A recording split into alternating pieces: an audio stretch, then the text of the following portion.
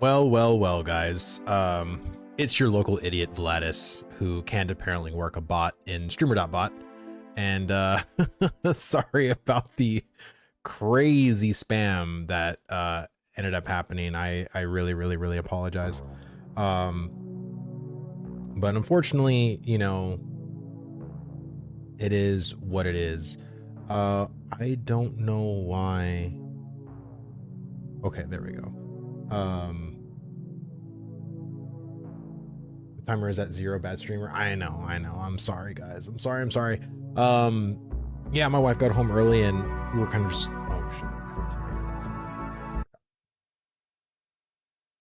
This stuff, yeah, I reached out to Phantom to see if I could watch his video, because I know he just released it today. And yeah, Vale mid at best. That's right. I feel like I'm really keeping that name good. I really appreciate the, oh my god, who was it? Cyber that came up with that. Really truly living up to that name, honestly. But yeah, it's been one of those days. To see if I can watch his video, because I know he just released it like 5 hours ago, and I really don't want to fuck up anything. So if he reaches out to me and says I can, then I will. But if not, then I'll probably just hold off until tomorrow, until I get some, you know, until I get something going on. Do video games, bro. The bot broke completely. I had to delete it. It was infinitely spamming like everything. It was crazy. So, and I couldn't even talk. I couldn't even send a message on Twitch because it was thinking it was me saying it, and it says like, oh, you've already replied too quickly, yada yada yada. And I was just like, oh my god. So I immediately just deleted the bot, but it took a while for it to stop. Yeah.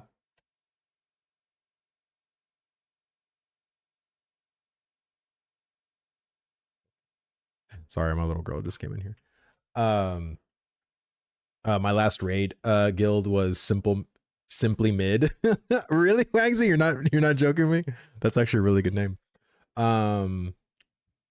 But yeah, so a little bit of kinks to work out when it comes to the bot stuff. So apologies. Today it will be one of those times that I'll be looking at both YouTube chat and Twitch chat. But if you're on YouTube, you're only going to watch in YouTube chat. If you're on Twitch, you're only watching Twitch chat. I apologize. So yeah, we'll see what's going on. But yeah, I do want to watch Phantom's video. I do. I think like I said, his recent videos lately have been like banger after banger after banger. So yeah, I want to give his, because as a YouTuber, if you just put out a video, like sometimes you need, you know, you need users clicking on and stuff like that. And if I don't have a huge audience, right? It's not like I have thousands of people that will watch me and not click on Phantom's video, but I'd rather just get his permission first if I can watch his video. And then once I get his permission, I'll watch it. But if I don't get his permission today, I'll reach out to him again later tonight and see if I can maybe watch it for tomorrow. It's not a big deal. Like, I mean, I have it queued up right now, but I mean, again, I have so much shit I got to do in Ashes right now. Like, it's kind of crazy. Do we already know if we have a monthly live stream for Intrepid? Well, we will. It'll be probably the 30th of January, because that's usually when our live streams are for Ashes of Creation. It's on the final Friday of the month. That's typically not, I mean, traditionally it happens like usually the last day of the month. So if the last day of the month is on a Wednesday and it's the 31st, they might bump it up or bump it to the 31st instead of having it be like the 27th, which could have been that Friday, because usually it's always supposed to be the final Friday of the month. But depending if they need more time, if they need to do something, but really realistically, you can't get further than the 30th, because that's the final Friday, unless they're going to go on the weekend, or potentially even just say, hey, we're actually not going to do a January live stream. We're going to do it on February 7th because we have such a banger for you guys and we need more time to cook. So we're going to do it on the February 7th, or, you know, whenever the next Friday is after that. So yeah. Vlad, what's going on, man? We were told January was going to be the first big update for AOC. Have you heard anything? Brother, I've heard nothing.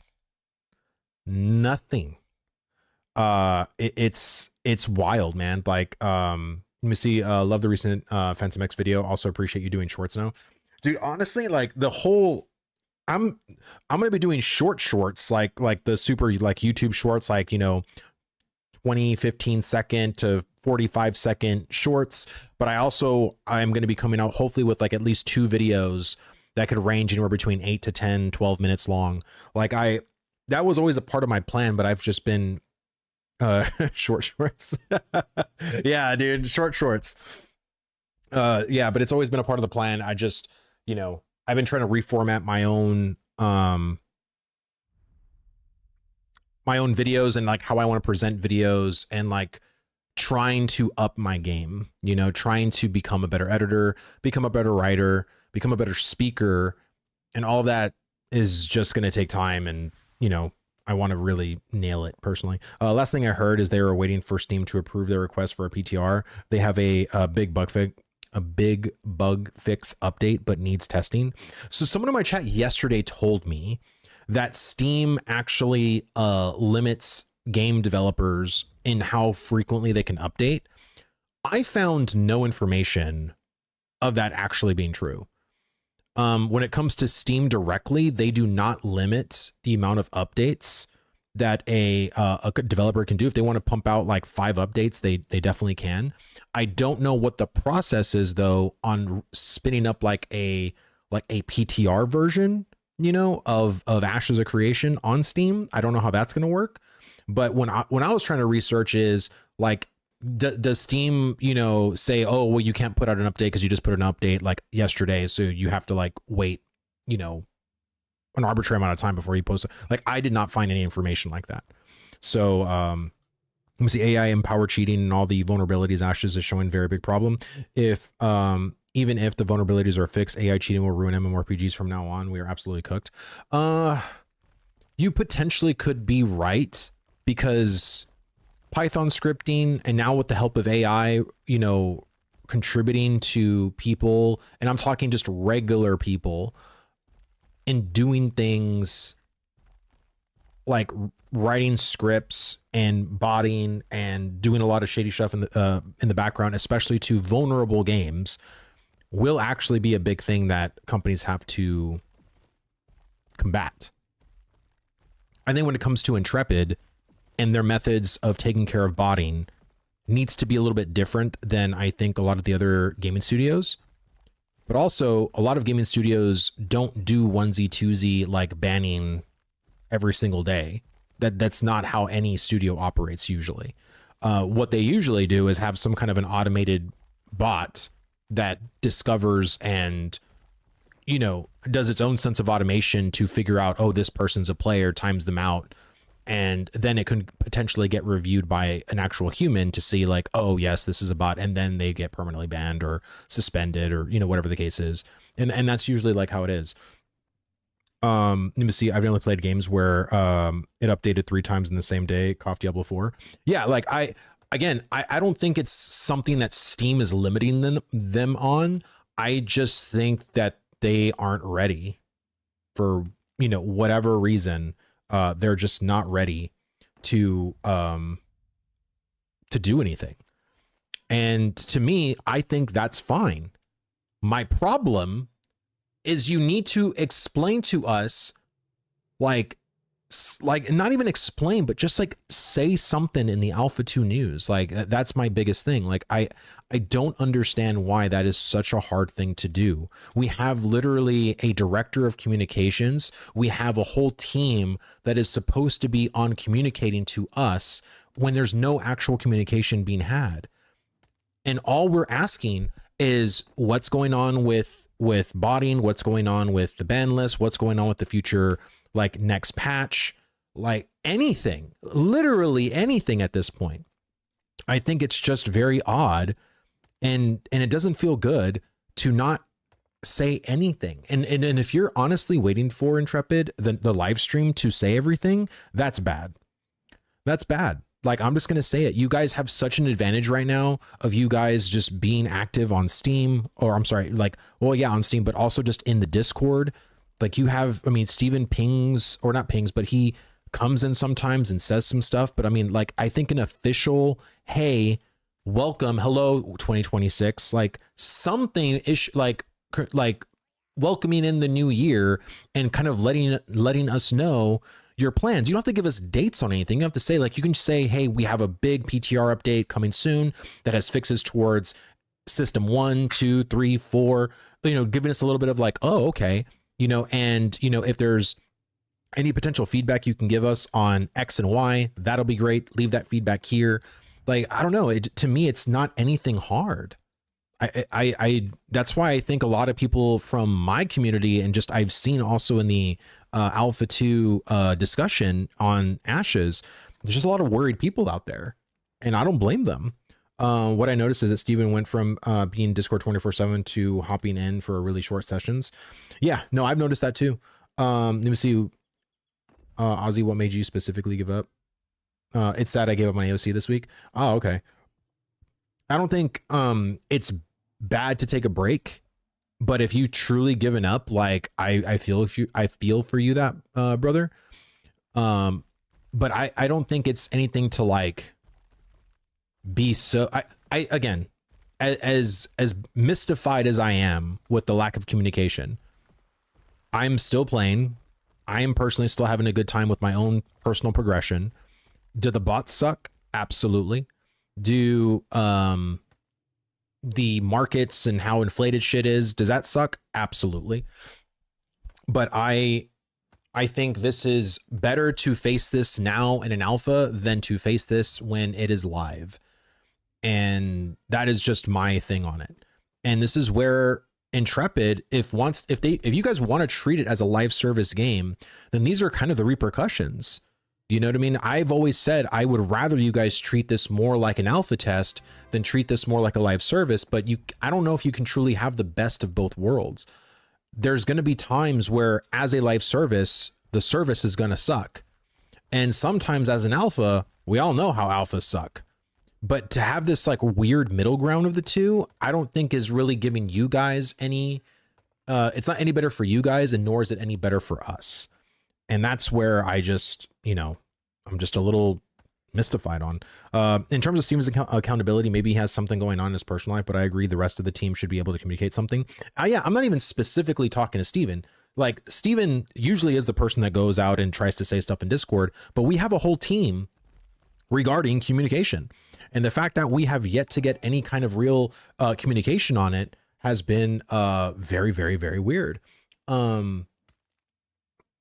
Warhilt, dude, oh my god, thank you so much for the raid, brother. Thank you.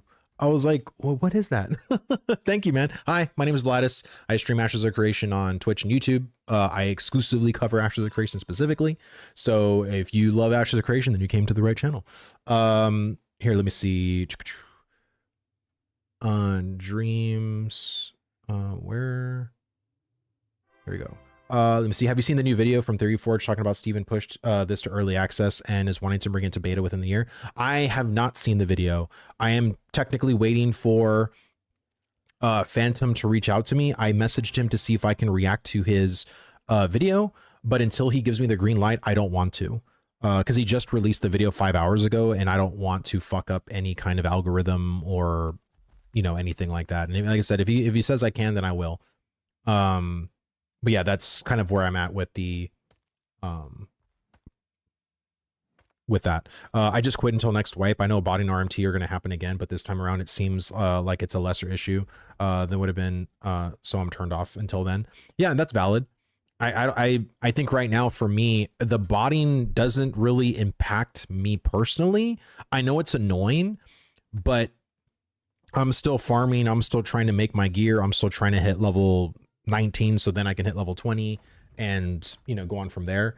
What is your mail bug number at? It is at 46. So I think honestly the bug, I think I have 5 new pieces of mail because I think it's stuck at 41. But yeah, that's kind of where I'm at right there.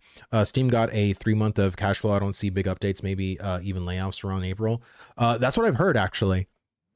Dreams, dude, thank you so much for the sub, man. Thank you. And Spark, thank you so much for the follow. Very much appreciate that. I hope that doesn't happen. But again, the fact that Intrepid really hasn't had any kind of massive layoff in years is quite crazy. I mean, their attrition rate is super duper low, and it has been traditionally super duper low. Whose video? 30 Forges. Our boy Phantom X at 30 Forge. MMORPGs are really hard to make because nobody wants to give new ones a shot, especially if it's grindy, PvP focused, and too gear based. If Ashes fails, I'll probably never play another MMORPG again. I think a lot of people do feel that way. I think a lot of people feel that this is their last chance for an MMORPG. I'm not really that much of a doom and gloomer, because you have no idea, nor do I have any idea, if there's some secret project that's been in development for whatever number of years, and they come out of nowhere and say, hey, our game's going to release in a year, and that could be in 2028, right? We don't know, right? And then I know most people look at Riot, and Riot's MMO could be good, but I don't know if it will, because we literally know nothing about it. And nor am I going to hype something I know nothing about. And what would be so funny to me, because Riot's traditionally known for a lot of their PvP games, if their next MMO is nothing but PvP, like, I think the PvEers would literally brain fry. Because if it becomes like an action-based, you know, MMORPG that is very much like it's an always-on PvP game, I think the PvEers would just melt their brains, which I don't really think Riot would do that, though. I don't. I think it'd be funny, but I don't think they'd do that. It's pronounced World of Warcraft too. Jojo. Okay.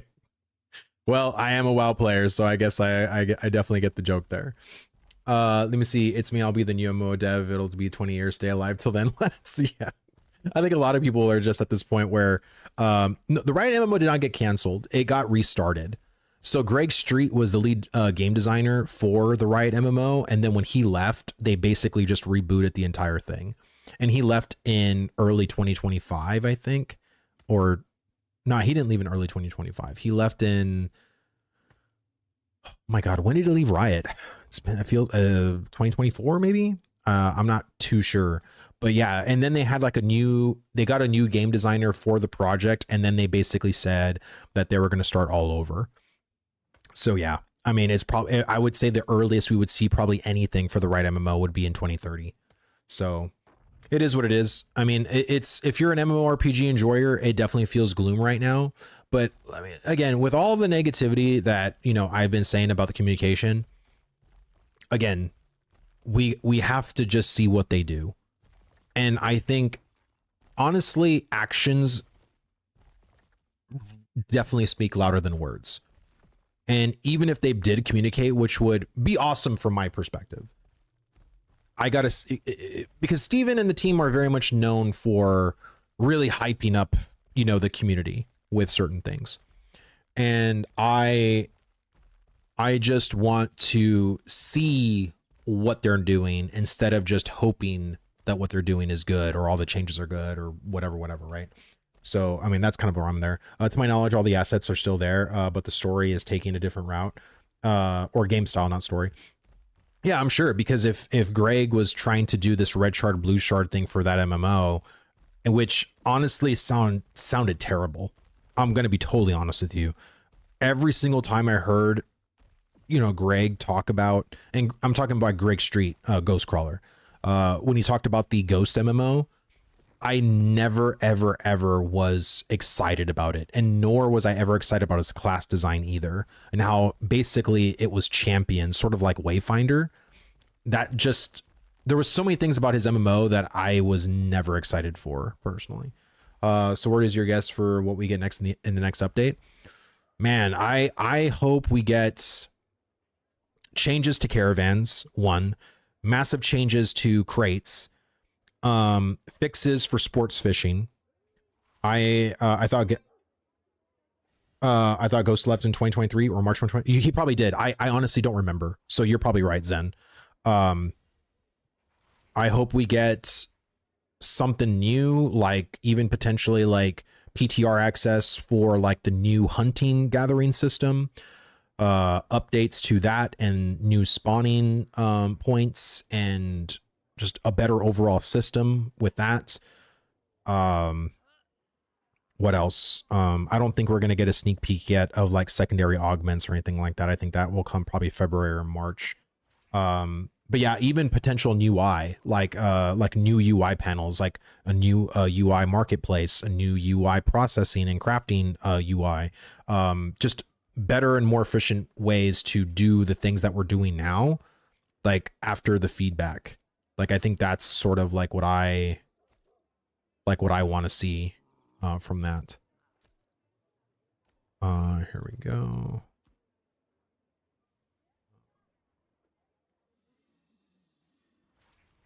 I'm gonna keep those. So where?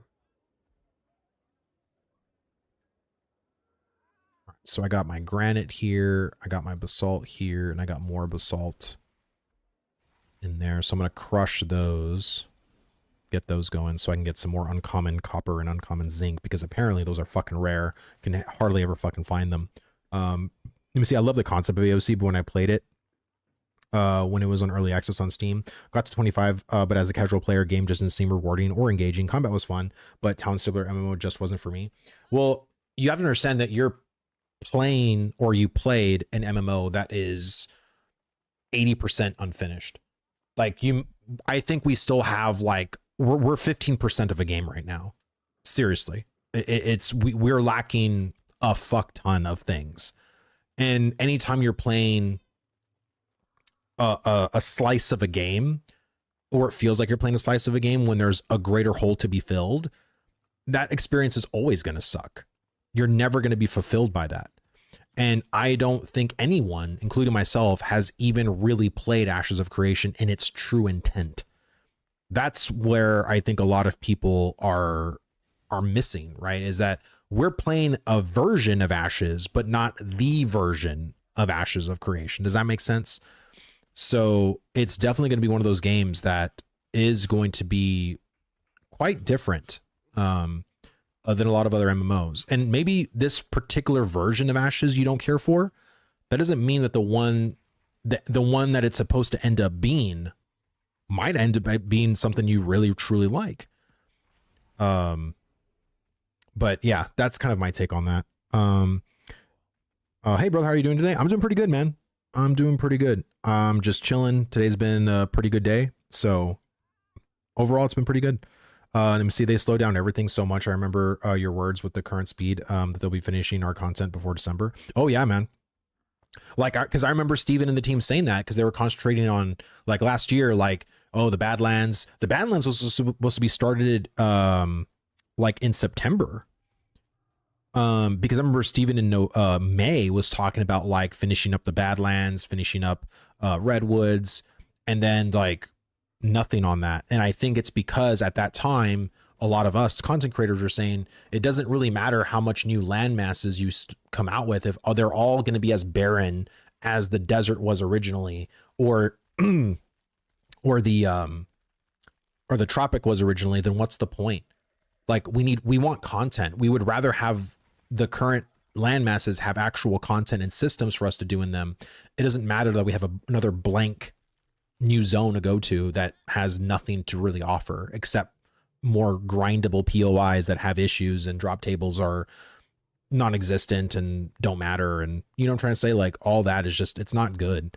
So there are things that we definitely need. Let me see. That's a good take. Some of my promised content definitely has my attention, like world bosses, massive scale wars. When are those are implemented, I'll definitely be back online. Yeah, I mean, and I think that's totally good. Like, take a break until you feel like the game deserves your time back. And, you know, if you want to follow the monthly live streams, look at the monthly live streams and be like, hey, January didn't really offer, or this 0.19 update seems like a nothing burger for me. But maybe the 0.21 update, maybe the 0.23 update will be the one that has enough content for you to come back and say, hey, I haven't tried it since 0.18.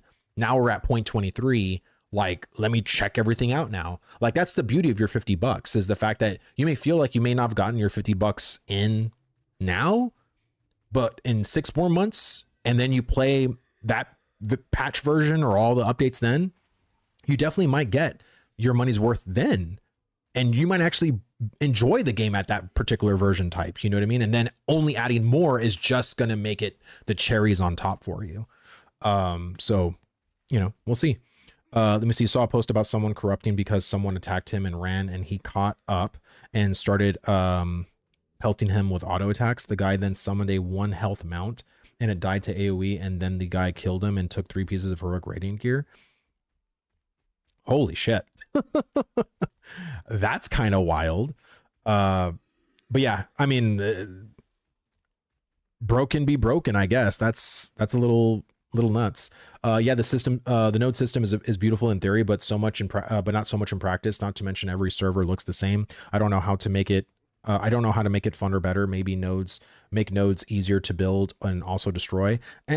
No. I mean, again, we don't even have node types. We don't have a specific node superpowers. We again, just off of the settlement system, we have basic generic nodes everywhere. The reason why it doesn't feel any different is because there's no reason to go into leveling Jova over Winstead, you know. And if Jova is going to be a scientific node, which if you look here, you'll see here, if you look on the purple, there it says town scientific.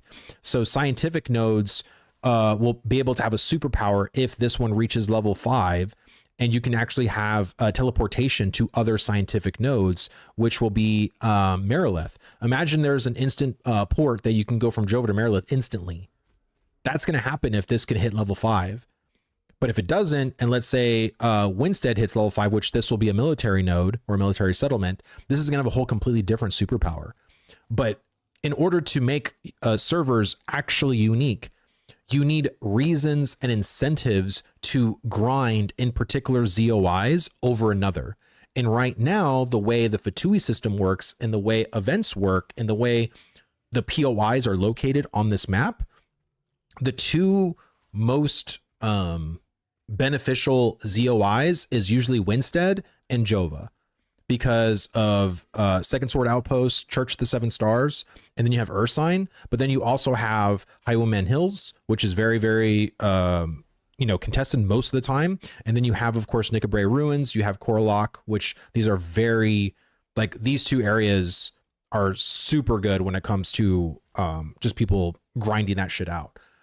I think there needs to be, in my opinion, Riverlands and every starting zone needs to have a lot of equal grindable POIs that people can go towards, and every single ZOI or settlement needs to have its own separate chain of quests that you can go to. So if you and your guild want to do the New Ayla quest chain because you guys really want to get New Ayla to be the first, town, because it's going to be it's an economic type node, and you guys truly care about the economic system and like the perks that can bring for your gathering guild, then that's what you want to grind towards. But if there's another guild that's more focused on PvP, then fuck New Ayla. Like, you want to go Winstead because that's the military node and you want to be able to go there and do that. There is none of that right now. None of that exists, but it should, and hopefully it will. And once that design intent comes into the game, you're going to see a whole different ass game at that point. Right now, it just seems totally by the numbers, basic as fuck. And it is. It's super by the numbers and basic as fuck, because you need to develop it as a basic as fuck system first in order to then start building upon that system. If it's broken at the foundation, there is absolutely no reason to build upon that. We got to fix the foundation first. Let me see. I hit 350 power and now I'm going to take a break. Economic is scuffed. Bots are boring because you can't PK them and there's no PvP. I hope there's a wipe soon with more content, especially PvP content. I don't think you need a wipe to have more PvP content. I just think you need a patch and an altering of certain existing systems in order to actually engage the PvPers in a healthier way. I think right now people aren't being engaged in PvP because there's no reason to. And once people can find the reason, then you're going to have people engaging in PvP once more. But without that, you're just not, which sucks. Let me see. Do I have heroic granted up there?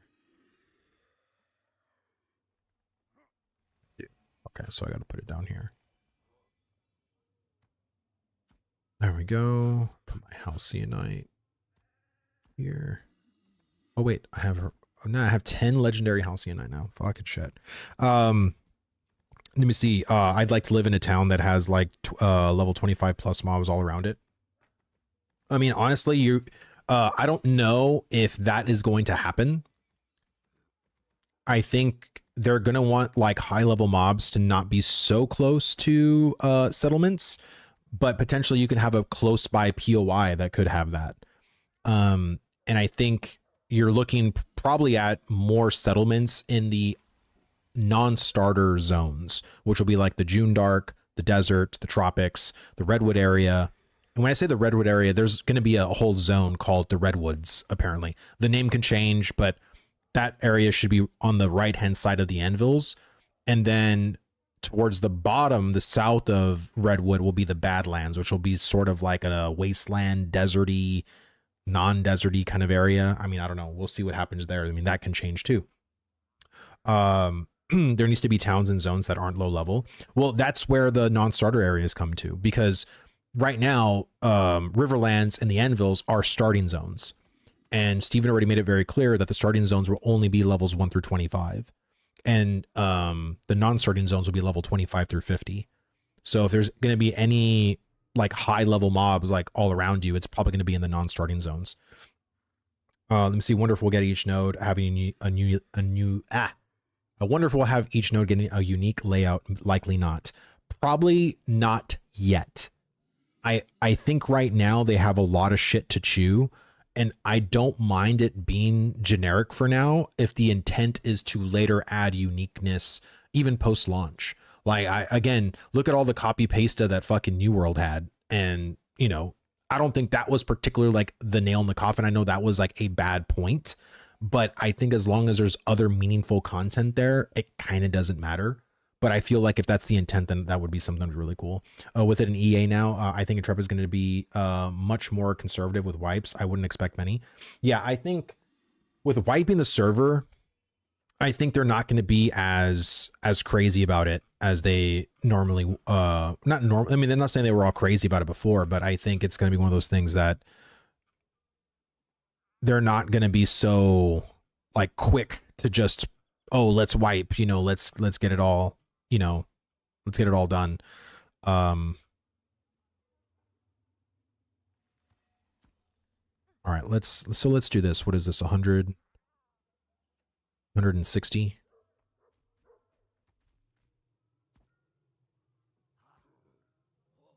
Let's do this.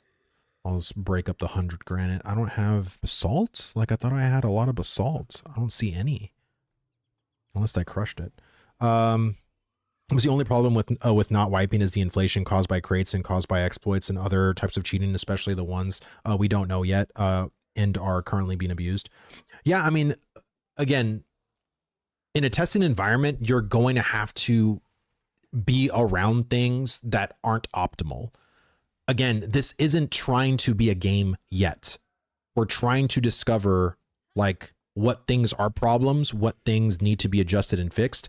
And when you're in a testing environment, there's going to be a lot of shit that will rub you the wrong way, because designs of systems aren't at the full potential or at the full implementation of them being good. So again, this is why I tell people that are playing, if you don't like the current state of the game, please like just take a break. You know what I mean? Like go play something else, go be around other things, because constantly being around like stressful systems and systems in your mind that are like, this is such a no-brainer to fucking fix. It's like, for me, I'm very OCD. I like to have shit, like, as you can clearly fucking see, I'm very OCD. When shit is not in the right place for me, I get all fucking, and if you're that kind of person with a game like this, you're only going to become more and more frustrated as time goes on, which is why I always tell people to just, you know, relax, chill, you know what I mean? And, you know, come back, you know, at a later time when, yeah, take a break for your mental health. Yeah, because there's so many people that aren't taking a break in the community right now. And some people I really feel like they need to, but they're not. And they're constantly just like the worst people to be around, because, you know, it's just, they're doomed. Like they literally go down like Alice down the, you know, the hole, and they get in this mind trip of just complete negativity, and, you know, they can't see just right past their face because they're just so embroiled in this negative aspect and tone of the game and the systems and everything. You know what I'm saying? So yeah, I always say just take a break. Let me see. Speaking of neural, Just Devs want to buy it to keep it alive. Yeah, the Rust devs. Yeah, I saw that. 25 million, I think he put out, right? I mean, which I think is kind of cheap for New World. But I mean, hey, if it could work, why the hell not, right? Let me see. Let me see. Hold on. A wipe is needed, but a wipe will kill the casual base. Unfortunately, their game is cooked with bots. Well, I think honestly, I would rather have this particular phase, you know, be cooked with bots, and you know, like sometimes forcing players to take a break is a good thing, but I also understand that there's people that want to play this game because, let's just say as an example, that bots weren't in Ashes. Would people still quit the game? Yes, because gear rarity distribution of stats is a huge fucking issue. There's like, I know people keep mentioning the bot thing, but if you literally got rid of bots overnight and we didn't have a bot problem anymore, we have a system problem. We have a PvP problem. We have a PvE problem. There are a numerate of issues that are real big problems. I think people use the bot thing as the excuse of like, oh, well, this is my time to quit.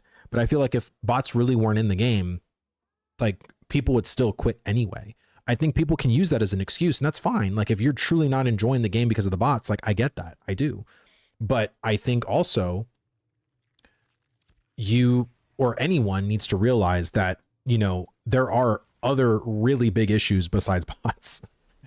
So, I mean, yeah, like I think we definitely need to fix that. We need to, you know, find ways and parameters to, you know, not have them or as much of them in the game as possible. Like I don't want them in the game.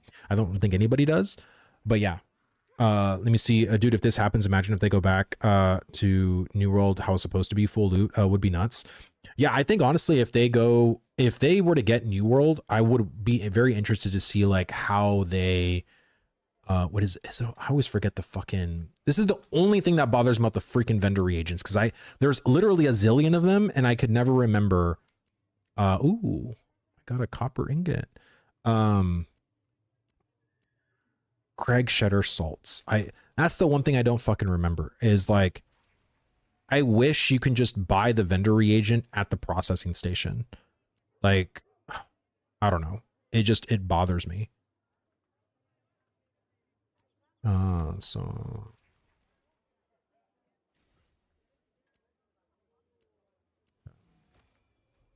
see how much I'm gonna need. Put all my granite in. Bots in most games anyway. No, it's true. I mean, there's bots in every fucking MMO, to be honest. And I think people use Ashes as some like, oh no, Ashes has like, you know, all these bots. And it's like, well, yeah, like every MMO has like a shit ton of bots, you know? Again, I'm not saying that bots are a good thing. All I'm saying is that,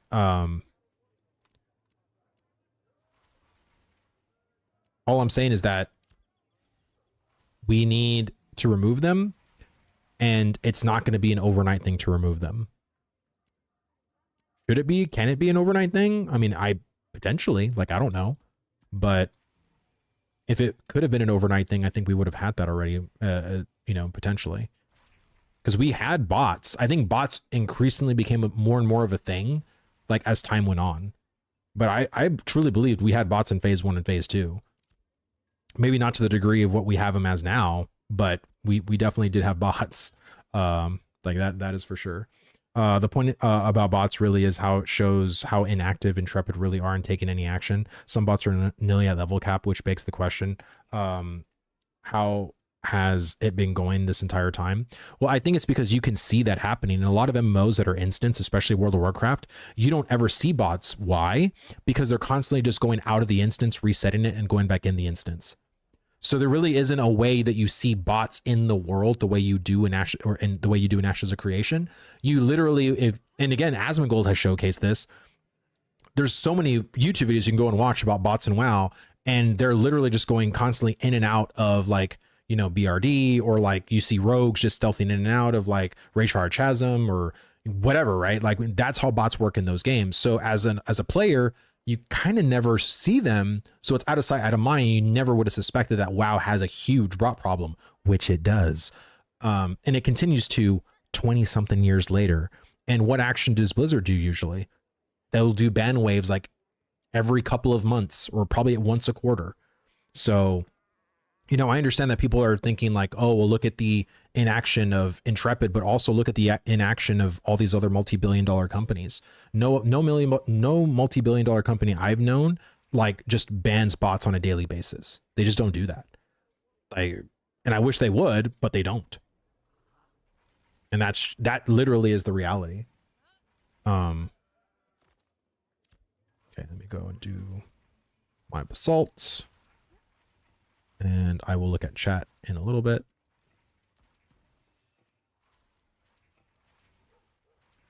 So I got those two cooking. Let me see. But their effect on the game is limited to RMT bots, whereas an AOC bots literally destroy the whole point of the game since PvP is dead. Well, I mean, the bots in the RMT and WoW do destroy the economy as well. Like there's a lot of items, especially if you looked at classic WoW, Black Lotus, and a lot of the stuff that people were getting was completely devalued because of botting, you know? And again, I'm not trying to say because WoW does it, like it's okay for Ashes to. It's not okay that Blizzard allows it for as long as they do. And it's not okay for Ashes either. But again, putting those parameters to just delete bots and think that it's just a super easy process and it's super easy to find, like on a back end tool, like there needs to be refinement there.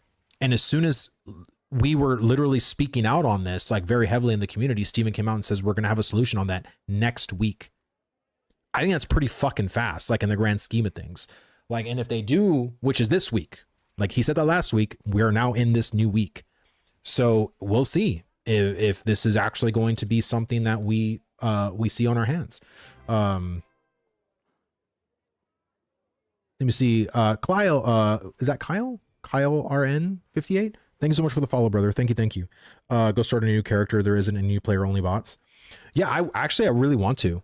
I do want to start a new character and just to see like what the starting experience is like at this point.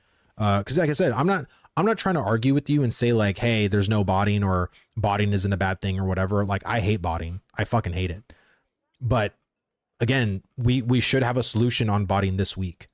And if Intrepid goes as hard as they did on the banning, then because we're supposed to have an update to more bans this week as well. So not only are we going to have the hopeful solution and back end tool of removing bots, but we're also going to have more bans coming from the big exploit that happened a couple of weeks ago. So all that is really, really good.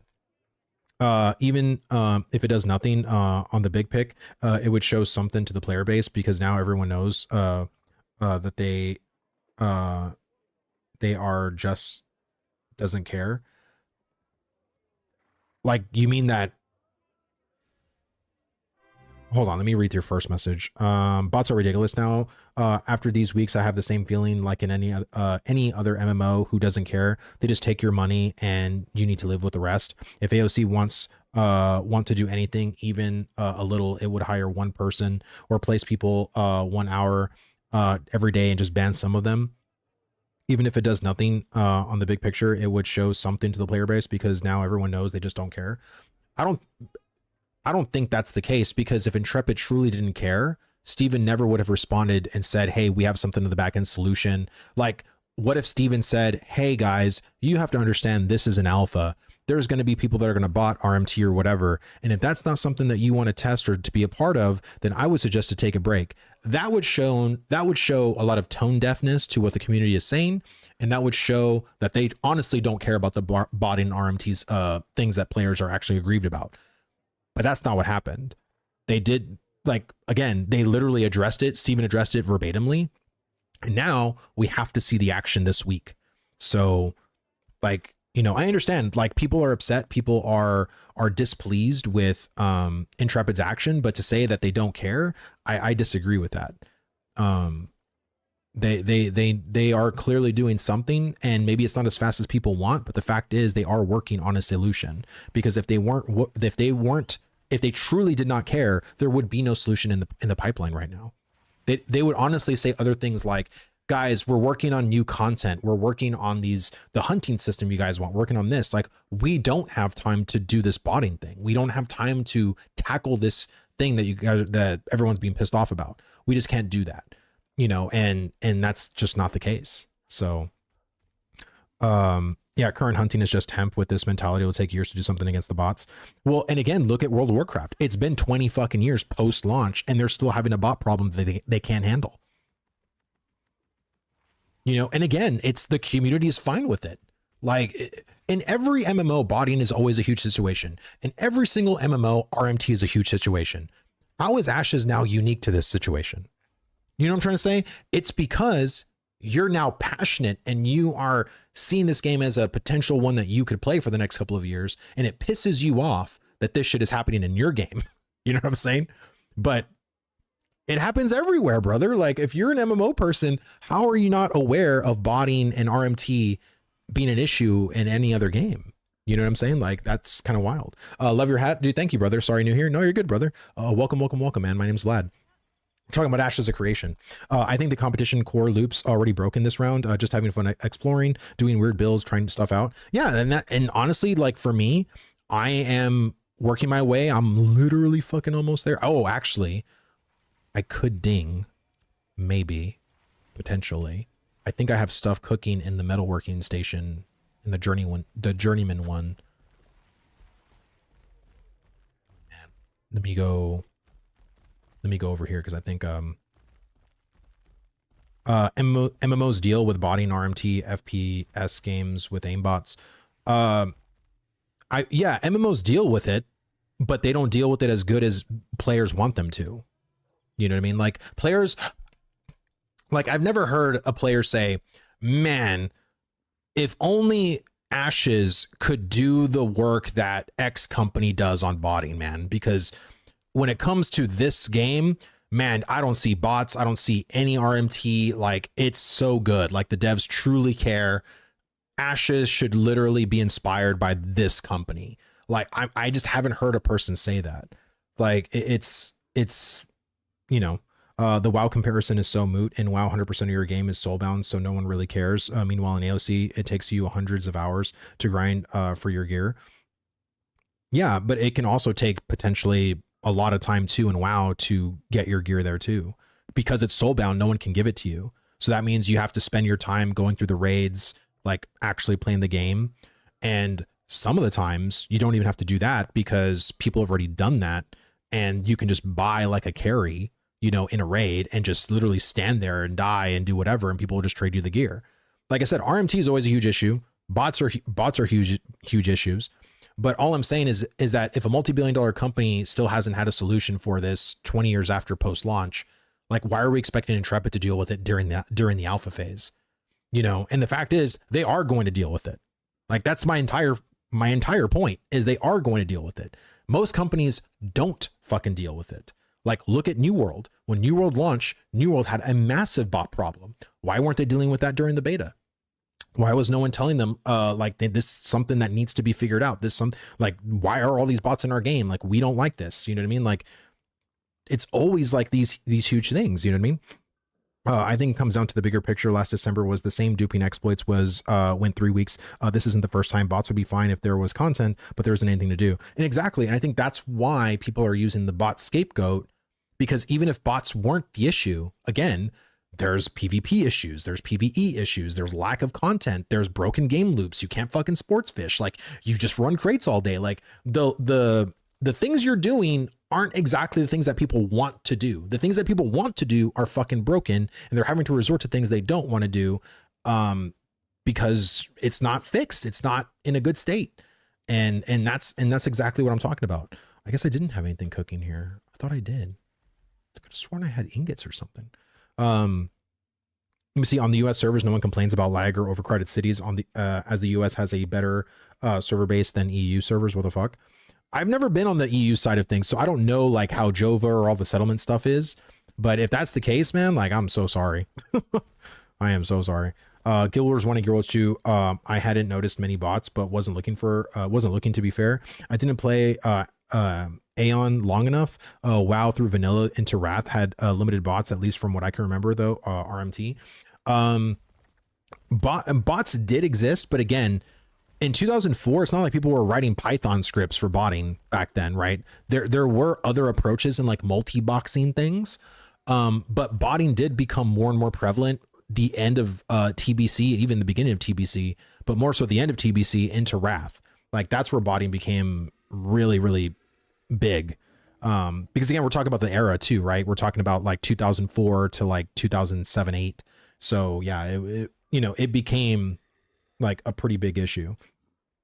Let me see. I think the best way to deal with bots, since removing them is nearly impossible, is to have a sequence or multiple sequences that will flag someone as a bot, allowing players to kill bots with zero kickback, and instead they lose all the items on death if they are flagged as a bot internally. I think as like another secondary measure, right? I think that would be really good. Like if they're so not only if, but my whole thing is that if there was some kind of automated thing in the game or in their back end to identify this really shady behavior or this very perfect sequencing that's just happening, I would rather just that player be immediately logged out.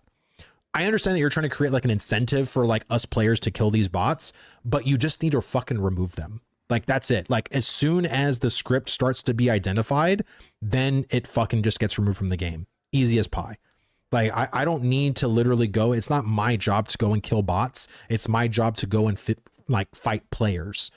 And that to me is just like my stance on that. Don't forget, it tells us that we have a mail. In fact, that we don't have any mail. Yeah. Dro, dude, what's going on, brother? Good to see you, man. Yeah. So let me see if I actually do have mail. I think I do. Yes, I do. Ooh, 50 silver. I'll take it. 65. Love it. 50. 65. Nice. Always could use the money. I'm at 42 gold. Let me see. What if they make reporting bots and was successful, we get gold for it? No. Again, like the whole botting thing that's just to be handled on the back end.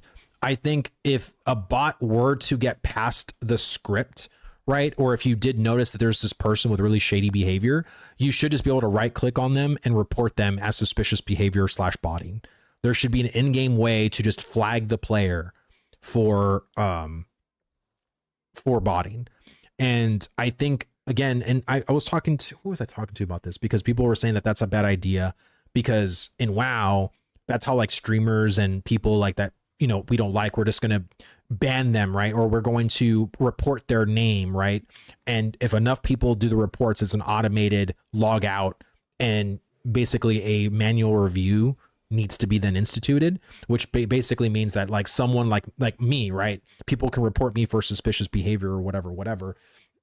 And with enough reports, like my character just logs out and I'm fucked until someone at Intrepid looks at it. So yeah, that's kind of the thing that, you know, could actually be abused. Yeah, surely no one would abuse that. Yeah, exactly. Right. Let me see. They're spending 3 million a month. And even if every 30K player was 15 sub, that would only be $250,000. Yeah. I mean, like I said, and they're also wanting to have more cosmetics and have like, I don't know if they're going to go down the route of monthly cosmetics. We'll have to wait and see what that happens. Because I know we still have, of course, the early access cosmetics that was back in December. I don't know if we're going to have new January cosmetics or potentially February cosmetics, or like how they're going to cycle through that. Or maybe this is just going to be the cosmetics we're going to have until, you know, the game goes live. I mean, I don't know. We'll have to wait and see. Okay, let me stop being so scatterbrained, and I got to put this up. Put my stuff up here.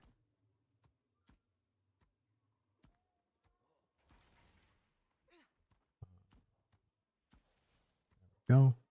Oh.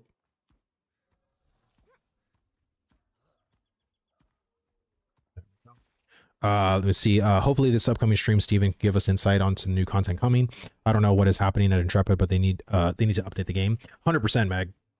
100%. Like they need to do something with a huge update.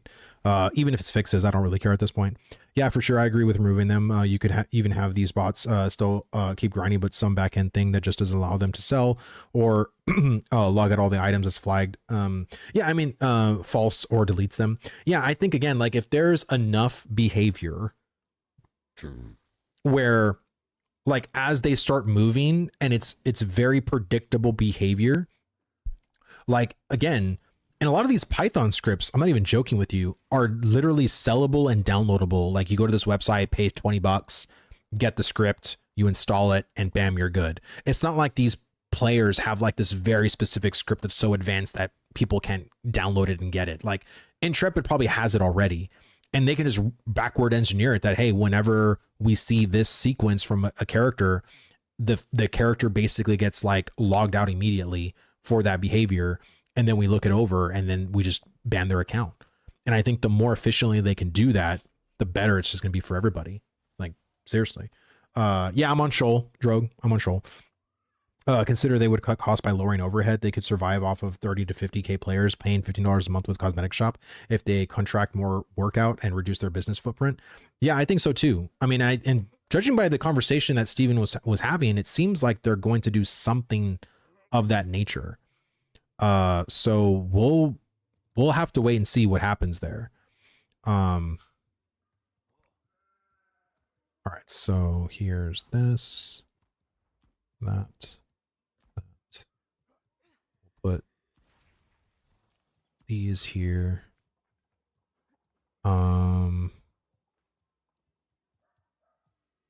Keep these. I guess I don't need those. I'll sell those. There. Slate, I'll put there. So I can probably sell those. And then braidwood.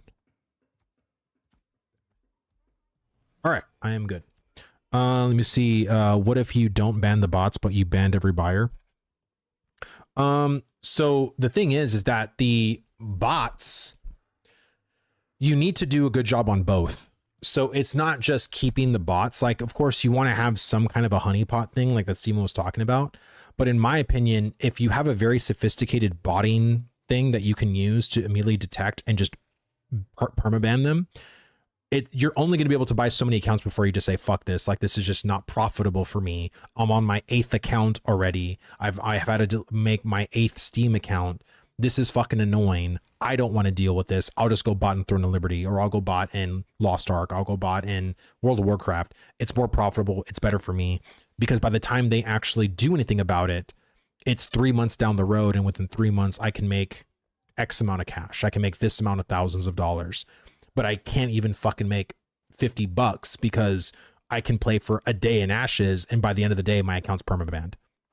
If they can get to that level of sophistication, it's going to get super annoying, and no one's going to want to pay for something that's $20 that they just then have their account be permabanned. So casuals will be afraid to buy it because who the fuck wants their account permabanned? And the RMTers, the heavy hitter ones, it'll just be so immensely annoying for them to keep doing that it'll eventually just be super unprofitable to come to Ashes. And that's the entire point for them. It's not a draw. We'd rather go to these other multi-billion-dollar companies and do our shit over there, but Ashes, fuck that game. We'll just not deal with it. Like, that's what I hope happens. Didn't Steven say we were going to be able to control the bots with PvP? Then they added all this corruption and safeguards around PvP, and now you can't do anything. I don't think that was something Steven said, at least to my knowledge. I don't think he ever said anything like that regarding the bots thing. I don't have hope, though, since Steven has really swiped his ideas from big company, pushing boundaries to minimal viable products and Steam release. Yeah, I mean, if that's how you feel, man, like I said, for me, it's all about action. I just want to see the action. I want to see what updates come out. I want to see how the game evolves, and we have a whole year to see how that happens. So as long as they can wait 2 hours before banning bots, I think it'll be good to use an automated system. More money if the bots can't refund on Steam. Exactly. So, I mean, if you can have it to where by the end of the day, whatever they were able to get in a day, which, you know, could be something, could be nothing, but all that stuff basically just goes away. And I think that would be good too. Like, so imagine if within the first 5 to 10 minutes, if they script notices like you're not mounting, the way your movements are going, you're not doing anything different, like and it's always so perfect, you know, they could potentially lock your bags or do something to where it's like, we'll let you go out through the end of the day, but by the next day, you're just gone. Like, so like at every midnight day, then the permabans go out for every botter kind of thing, right? Should I save my $50 or say fuck it? No, I would save your $50. 100%. Save your $50. There's no reason for you to play Ashes of Creation right now. I mean, again, it's ultimately up to you. It's not my money, you know, it's yours. But I would say if you wait a couple of more months, and just see, I would probably gauge the water in the community a little bit more and see if this is worth getting into. But I would say right now it's just not. We definitely need more time on our hands before, you know, I would suggest to you like, yeah, dude, you need to fucking buy it for $50 right now. Let me see. They're not going to spend a big deal with bots. It's probably a catch system and do the puzzle, etc. I mean, it could be. It absolutely could be. I've been using an adept bow and being stripped naked to kill botters. Corruption at level 25 is meaningless as long as you don't lose gear. Yeah, I mean, like I said, I've seen people do that too. My PC is a little old. I lightly stutter for a few seconds in settlements, but it's short and clears up fast. My PC bricks when I walk into a place like Avian's End and there's like 20 people fishing, or 30 more standing on vendors with all the tank spirits. Obviously a me issue with my PC, but still, yeah, I know, like Avian's End is fucking terrible with bots, man. Like people are literally fishing in the sheds. Like it's it's just wild. Unfortunately, timing is very important nowadays. It's better to take a bit longer with less issues than rush it to full problems. No, 100%.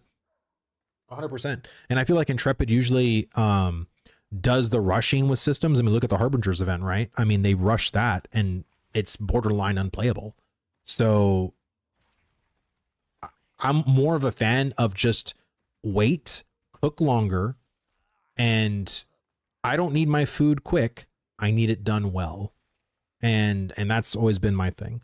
Let me see. Don't you go to bars? $50 is 4 hours at a bar. I would buy it, but it's P2P currently. Pay to play. Yeah, I mean, like I said, I would honestly save it. Like I would just save it until you see that it's worth buying into. $50 is beans. I'm having so much fun figuring out the game. Yeah, I mean, like I said, if you feel that way, awesome. But if another person, I don't drink, I'm lame. I don't drink either, brother. Like I drink literally on like special holidays, but I don't even drink on a daily basis. Like I have never drank beer. Beer was never a thing for me. Like I drink mixed drinks. Like I'll drink like Captain Morgan with some Dr. Pepper. Like that's usually my go-to drink if it's like New Year's or, you know, someone's birthday or someone's getting married or something like that. But I don't drink. Seriously, I put in about 40 hours just trying to figure it out and I've had so much fun.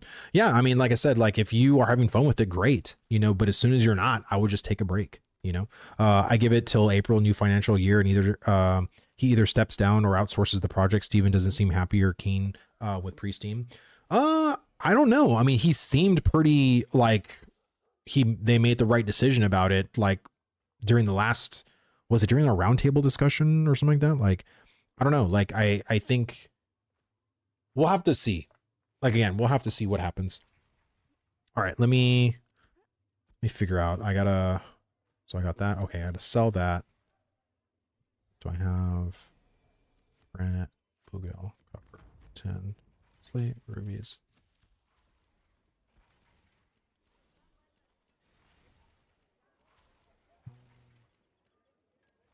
There we go. Let me just sell these rubies here. There we go. God, I'm so close to 19. I'm so freaking close. Probably just do a bunch of commissions and that should get me.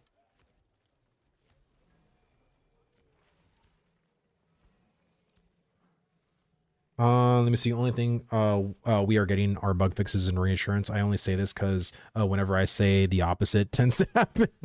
Yeah, I mean, I've been doing that too. I've been trying to reverse engineer my own optimism to see if maybe the other side happens. But I mean, I feel like, you know, right now, I think it's mostly due to people feeling like not being heard. because like I said, it's very odd for Intrepid to be this silent, especially at the start of the new year. It's very odd. So I just think having a little bit more communication would go such a long way. And again, you don't have to overpromise. You don't have to underpromise. You don't have to promise fucking anything. Just state what is happening. That's it. Just state what is happening. You know, how are you guys? Like, what are you guys working on? What do you need feedback on? Like, that's it. When's the next dev stream? Probably on the 30th of January, the final Friday of the month. Man, would love to play, but $50 to test this. Feels bad after seeing all the videos about the different things such as PvP being non-existent aside from the flag abuse. Yeah, exactly. This is why I tell everybody that comes to my stream to not purchase it yet. Like, once I feel the game is at a place where, you know, an average person can come in and really enjoy the game. And believe me, there are average people that have actually played Ashes of Creation and have enjoyed it. There's some probably people in my chat, but I'm talking more about like the person has not really played Ashes of Creation, hasn't really followed the project. There's just so many broken things and things that will leave you confused and things that will just not, it won't be something that I think you'll enjoy.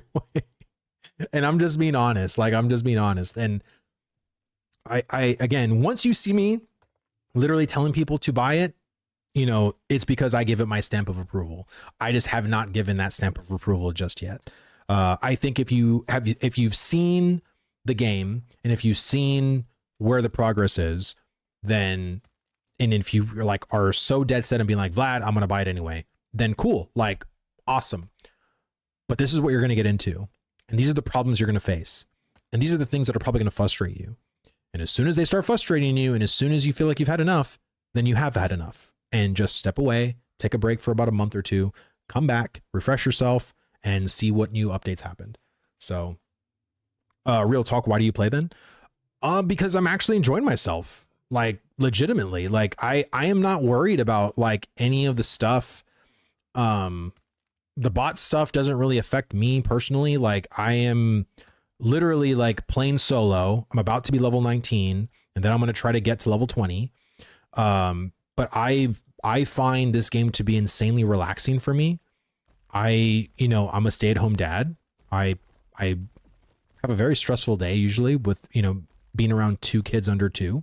I have a 6-month-old and I have a 2-year-old. And this game in its nature, a lot of people say it's just the game is just hitting rocks, which for me is not a bad thing. I don't consider that a bad thing.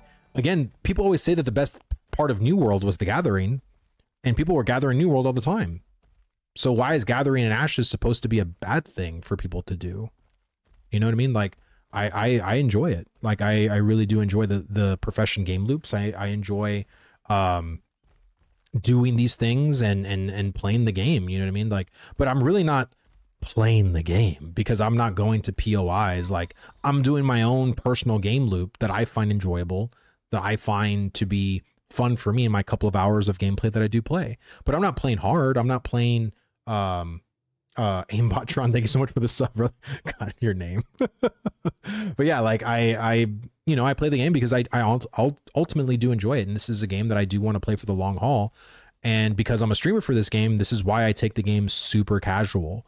A lot of the people that I've seen that are hardcore players feel like they don't have much to show in the game, which honestly, there's not really much to show a person about Ashes anyway. I find the thing that I love about Ashes of Creation is having conversations. And that's what my stream has usually always been about. People coming in and we can have discussions about the gameplay. We can have discussions about systems. We can have discussion about Intrepid. And the game is just sort of like the poker table that we can have this conversation at. So I hope I answered your question. I think if people focus on problems, they have a hard time enjoying the game. There is legitimately a lot to do. And if you make the choice to find stuff, and that's fun, you can do it. Exactly. And I think most people tend to fixate on the things that are negative rather than try to do things that are positive. And sometimes focusing on that positive thing is actually leaving the game. Like getting, don't open it, play League of Legends, play World of Warcraft, play any other game. And hey, Hold on 1 second, real fast, because my daughter cannot come in here because she's naked. We're potty training her.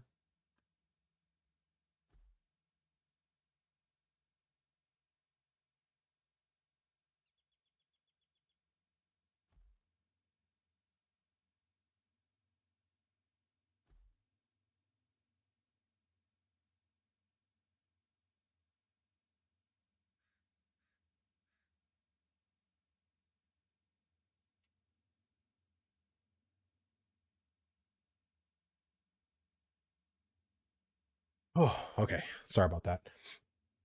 All right. Let me see. Short question: are macros allowed in the game? Because I saw many bards use it for the saga call.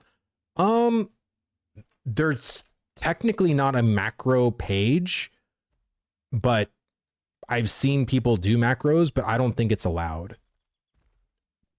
So yeah. Let me see. If you think looking after 2 kids at such a young age is stressful, you haven't got a clue the stress they will give you when they reach 11 to 18. Yeah, I completely understand that because I have nephews that are that age that I can only they said having kids is fun. They say, have a kid, they say, it'll be fun, they say. And honestly, I love being a dad, but man, it's being a parent is so fucking stressful, like on every level. Like, you know what I mean? Like, and I have all girls, so that's going to be fun. Living in a girl dad house is, everybody's so emotional all the fucking time. As a guy, it's aggravating because everybody's crying. Like, my wife is upset. All my daughters are crying, and it's just like, oh, I have to go to the room. It's like, I can't. The estrogen sometimes is too much. It's too much. Let me see. Agreed, man. I have 650 hours in, and I'm enjoying it. Definitely problems present, but otherwise, it just reminds me of classic Rust when it first came out. Look at the game now. Went from 6K players to 200K, and that's the thing, right? Is that I personally feel that Ashes has so much fucking potential. You know what I'm saying? Like, Ashes has so much potential to grow as a game because there's really nothing like this MMO in the landscape right now. And I feel like it's just one of those things that if we can be here to like make this game great, to me, it's a small price to pay because right now the MMO landscape is just, in my opinion, fucking terrible. It's just so terrible. And I just want to be able to contribute into my feedback from like my MMOs, the games that I love, which, yes, is World of Warcraft, but again, like I don't really try to input like WoW stuff in Ashes. Like I want Ashes to be Ashes. Vladis will keep trying for a son. I can't anymore, Nick. I am snipped. I am done. 3 kids is it. I made peace with it. I have a nephew that's a boy and he's awesome. He'll be my little boy at the end of the day. My uncle, like, he was my dad when I was growing up. Me and my dad, we had a lot of issues when I was growing, of course. And my uncle, man, his brother, he was way more of a dad to me than my own dad. So I kind of envisioned that for my nephew. So, yeah. I agree. MMOs are awful right now. This game is unique for sure. I mean, this game is unique and it offers a lot. And I think the game isn't a basic bitch MMO. And again, with that is exciting, but it's also frustrating because with a basic bitch MMO, we could potentially be like a lot further along in systems if it didn't have like 86 systems they have to refine and iterate that are all cross-pollinated with each other. Like it's a lot, and yeah, I think that's where Ashes of Creation, has that double-edged sword of being super exciting to follow, but also very frustrating to follow at the same time. It's just a lot. So I can't wait for the Redwoods. Yeah, I think a lot of the art that I've seen on the Redwood area looks pretty cool, but I just want settlements, or not settlements, oh sorry, I want zones to feel more unique. Like if you look at the anvils compared to the Riverlands, definitely unique there. But if you look at the anvils to like June Dark, sometimes when I'm in the June Dark, I still don't know, is that Riverlands or is that like, like, I don't know, like it's just, there's still stuff that we need to make more unique, and I think the June Dark is definitely one of them. We need second passes basically of every single zone. We need second passes of the anvils. We need second passes of the Riverlands. We need second passes fucking everywhere. So We already have the desert. What's going to be different from the Badlands to the desert? You have a wasteland and a desert wasteland. Like, how are those two zones going to be quite different from each other?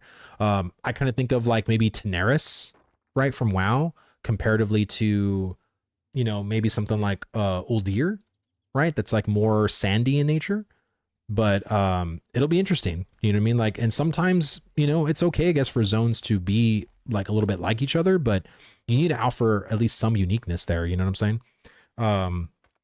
Have they made any comments on heavy armor being vastly superior than the others for all classes? Essentially, they have not. But right now, medium armor is completely fucked because of the hunting gathering system, because it's completely placeholder and shitty. And light armor is struggling too because of the problems and lack of recipes, and you know, the fact that there's a lot of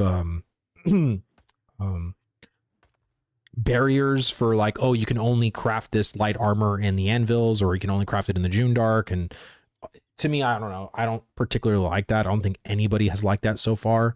I don't think the exclusivity should come from recipes and being able to craft recipes in certain locations. I think the exclusivity should come from materials. And I am personally fine with that.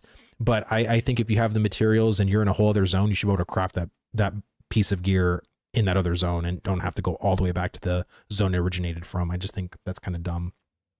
Arcade Chronicles is going to hurt AOC since it's more PvE with less open world PvP. AOC had more PvP going for it, but pre-stream, they numbed it all down. Well, again, it's not supposed to be numbed all the way down for launch.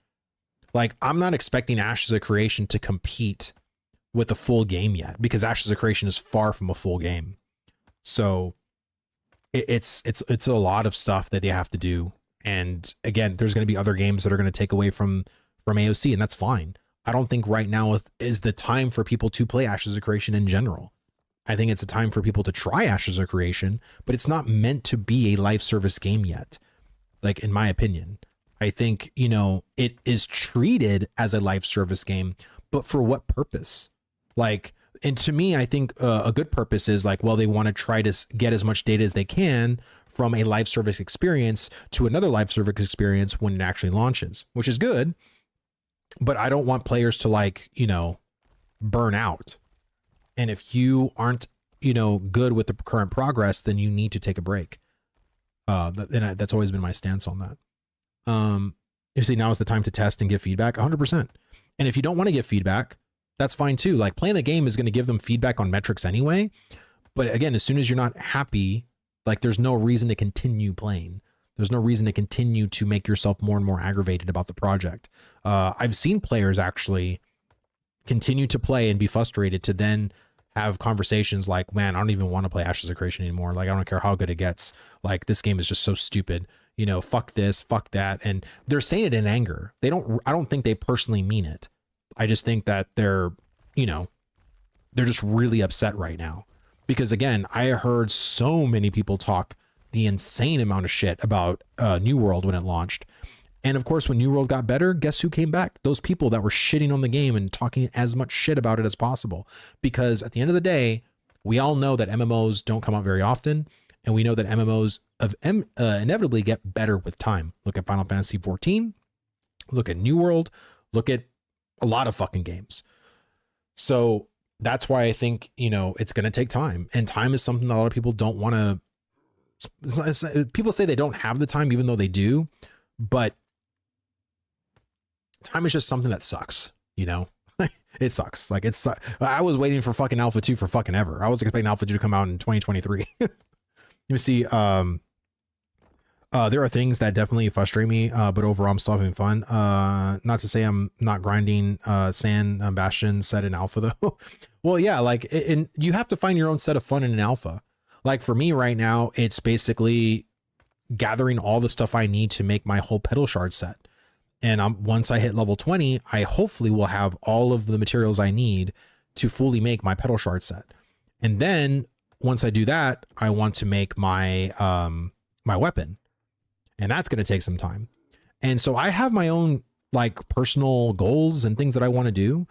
I mean, technically I can be doing this, like, with not that many people playing, but I do still need people because I can't make the sword myself. Like I'm a processor, so I need to rely off of people that are crafters to do it.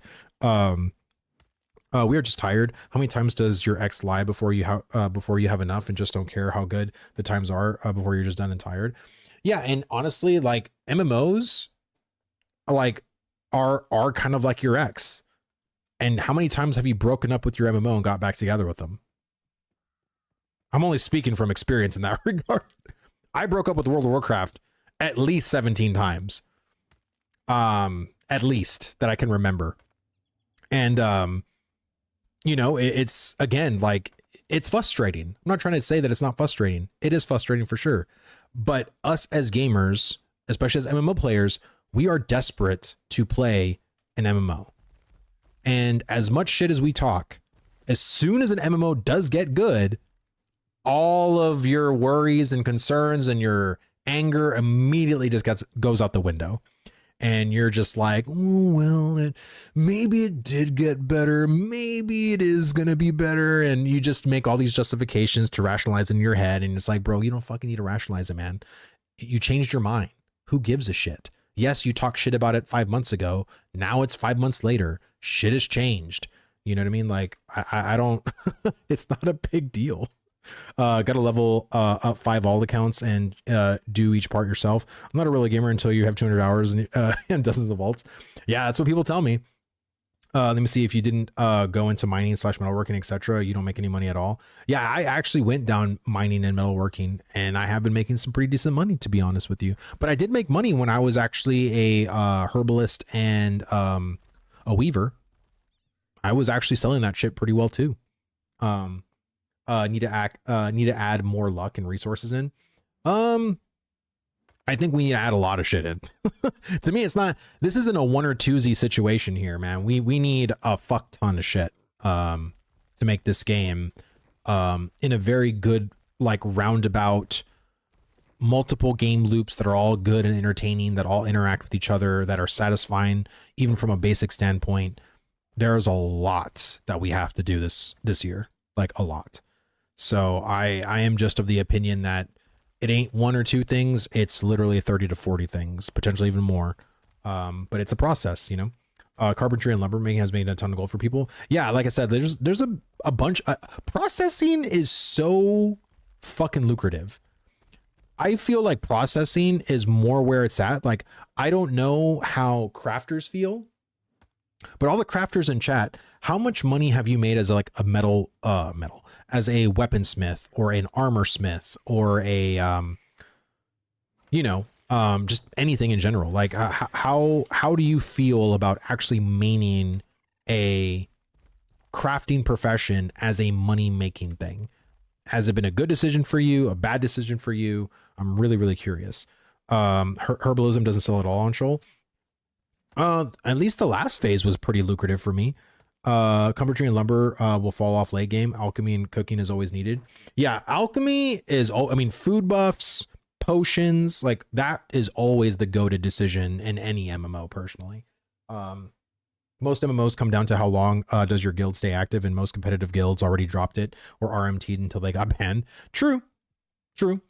And again, this is why, like, at least in our guild, we don't really promote to people to keep playing the game. Like, if you're not having fun in the game, then just please take a break. Like, we would rather you stay in the guild and do other shit with us, play other games, hang out with us, watch Kill Tony, watch, movies. We have like a bunch of different activities that we do in our guild to kind of, stay kind of like a tight knit guild. But yeah, and there's some guilds that just, hey, you're not playing Ashes anymore. We're going to have to boot you out if, you're taking a break or whatever, right? Like, I don't know. That's never been something that I've personally been liked or whatever. I sold my heroic Glory Bound for 200 gold and got 600 gold offer for Epic early at the start of the server. Jesus Christ. Well, that's pretty freaking awesome. I mean, that's pretty lucrative. RuneScape is adding an option to toggle off seeing other people's cosmetics. Excuse me 1 second.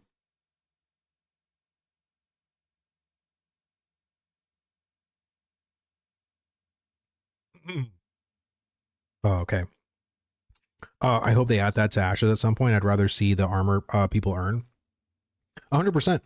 And again, if I can see my own armor, I don't give a shit what other people see. If people see the real armor I'm wearing, but I can see my samurai armor, I give two shits. That does not make me upset or mad at all. I think it's whatever option you want, personally. Like if you want to see people's costumes or not, like I would be down for a change like that. I think that's great. Is it possible for in this game to be both a material processor and a weapons / armor crafter at the same time, or do you need to have a specialization in just one? How does it work? So in Ashes of Creation, you can actually, there's 21 professions. So there's all the crafting ones, all the gathering ones, and all the processing ones. Here, 1 second, real fast. I'll show you a chart. This will be way easier.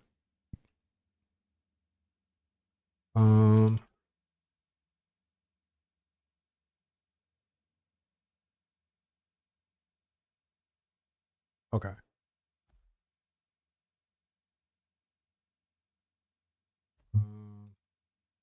Professions charts. Okay. All right. Do you guys see that? Let me check my OBS. Okay.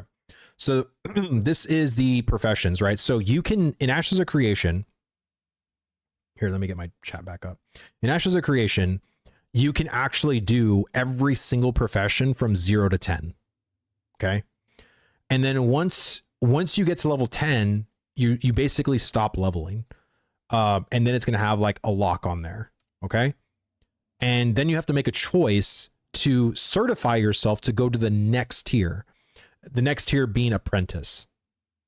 Once you make your apprentice decision, you can choose to take only 5 of the 21 professions to apprentice. Okay. So now you can go and do 5 different professions at apprentice. Then once you get to level 20, then you have to make another decision to take out of the 5, 4 of them to journeyman. Then you do the same exact thing for master and the same exact thing to grandmaster.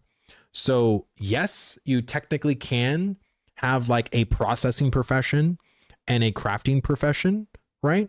Or you can choose to have whatever profession you want. Like in this case, they took lumberjacking and mining, metalworking, armor smithing, and weaponsmithing.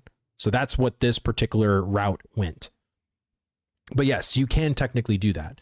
Or you can choose to just certify all of the fucking gathering professions, right? If you don't care about doing processing or crafting at all, then you can just certify yourself in all 5 of the main gathering and just go in that tier. Or you can only have, maybe you choose to only do one gathering profession and go all in on processing, right? Like it's really up to you, like how you want to do that. But yes, this is pretty much like how it kind of works right now. So I hope that clears that up for you. Okay, let's go over here. My idea is there should be a separate or replacement durability system that takes longer to deteriorate, but requires mats and a crafter to restore. Well, we all know that the intent of repairing your gear isn't to go to a vendor and hit an anvil and all your gear's repaired. Like Steven was very clear that was not the intent. He wants actual materials to be the thing that repairs you and not some, automated thing like that. I think the reason why it's like that now is because, of course, excuse me, because, they need to basically put in more shit, basically. Zoppers, dude. Oh my God, dude. Welcome. Thank you so much for the raid. Hello, everybody. My name is Vladis. I stream Ashes of Creation content exclusively on Twitch and YouTube. And right now we're just having a discussion about professions, Ashes of Creation in general. And just, yeah, thank you. Thank you so much, brother. Really appreciate that. Pop a XP scroll before you pick it up. Oh shit. I thought I put one in. Did I not? Oh, this is the one that lasts 5 freaking minutes. Do I not have any of the... This is the other one. I'll just use this one. It's fine. I have a shit ton of them. But yeah, thank you, Zoppers. Very much appreciate that. I think I'm in the low percentage of players who thinks a lot of these could be compressed. Tanning and leatherworking could be the same tree. You just put points into which type Instead, you want crafting or processing. Yeah, I think some of the professions some do feel a little bit redundant, but I think that's what's going to be interesting about these artisan talent trees once they actually get implemented, to see like how things shape up, right? Like what are things that people are going to do to make stuff different, right?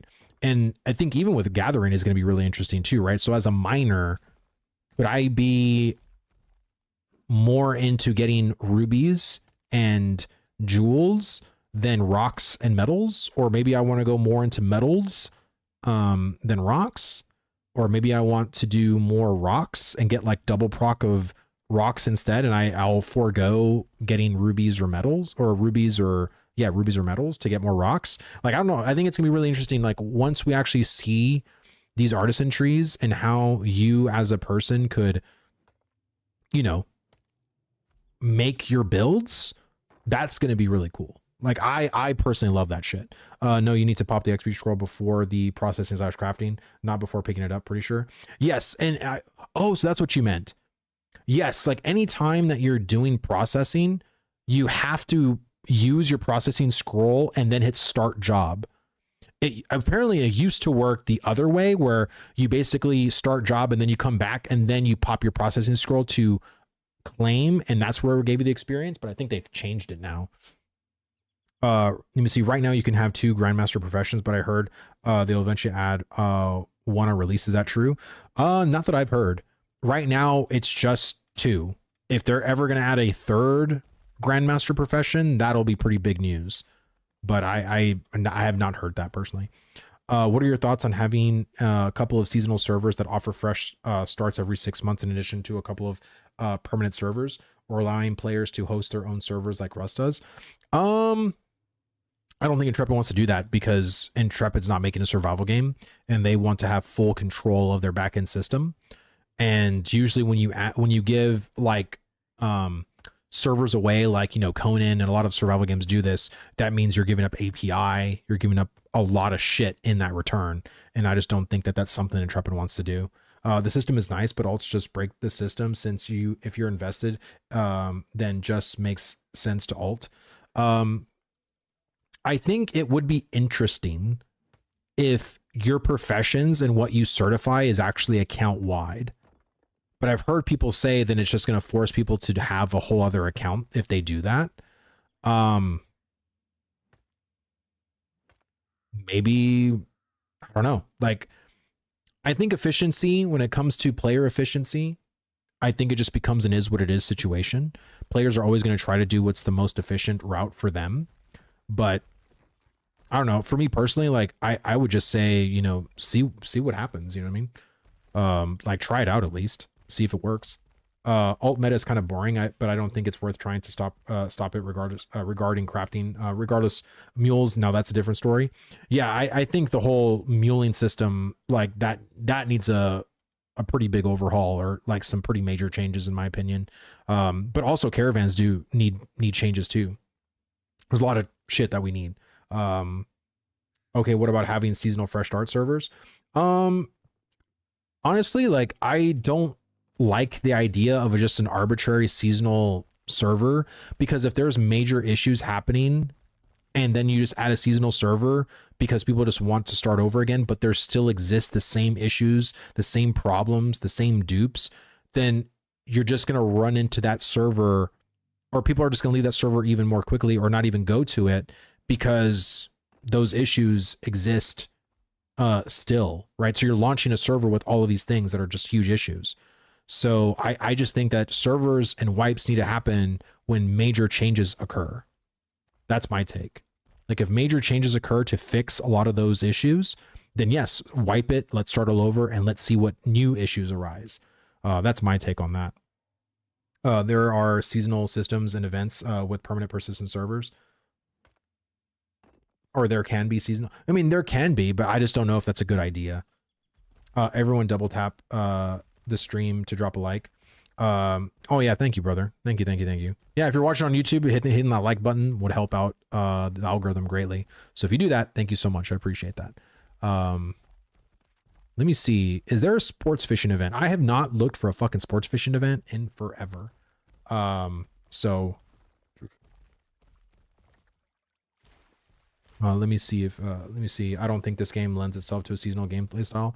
Well, I think for the alpha, I don't think it's necessary. In my opinion, I just don't think it's necessary. I think what is necessary is fixing issues and problems. And when they do that, see, there's no one. There's no sports fishing event here. Let me look over here on this other side. But yeah, it's definitely one of those things that players I know want, like, oh, let's wipe it. But it's like, why wipe it when we're going to literally run into the same issues we're running into now? Okay, they wiped the servers. Hunting still sucks. Harbingers is still broken. PvP is still broken. PvE is still broken. What's the point of wiping right now? Why wipe? We wipe just to run into the same issues 3 weeks later, and then we're going to ask for another wipe? That literally makes like no sense. Hey Vladis, I followed AOC a long time, patiently waiting for the awesome. Always given the benefit of the doubt. The sudden Steam launch confused me. They need money. Steven always professed never needing money. Didn't see any great answers to why the change. Opinion on this: I've stepped out of the loop the last 4 months or so. I trust your take, brother. Well, thank you and welcome. Honestly, it's been a bit, I know, for you. So right now, I don't think this was a money thing personally. I mean, I think it could be a factor in money, but not really like money the way you think. I think it could be something that they needed an additional like bank loan or maybe a better interest on their current loans from, you know, the bank or whatever. Because it's not like Steven is literally paying millions of dollars of cash assets to fund Ashes of Creation, right? So clearly there's like stuff being, you know, credited on his end, right? And assets being, you know, supported by that. But I think honestly, it was probably just Zyback made a really good video. If you go to Zyback TV on YouTube, he made a really good video talking about, you know, why, you know, why Ashes went to Steam.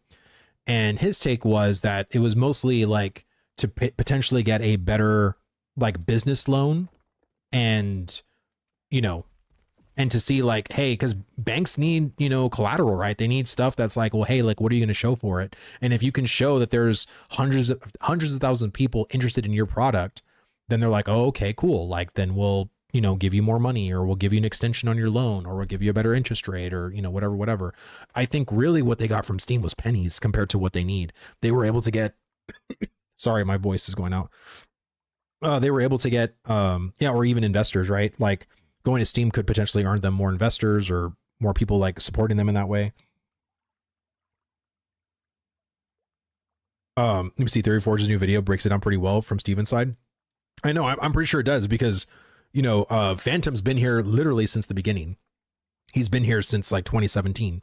So if anybody knows, and anybody can talk about this with actual accuracy and legitimacy, it's Theory Forge, or at least Phantom. But yeah, that's kind of like my take on that. Let me see. They need to fix stuff before wipes. Exactly. Like there's no point in wiping when the fixes are not there yet and the systems are still broken. You're just going to literally aggravate players by wiping consistently, because they're just going to run into the same brick wall over and over and over again. And that's just dumb. You don't need to do that. Exactly. I get the market system is screwed, but this actually helps the game in the long run, as long as every dubbed item intentionally given away is removed.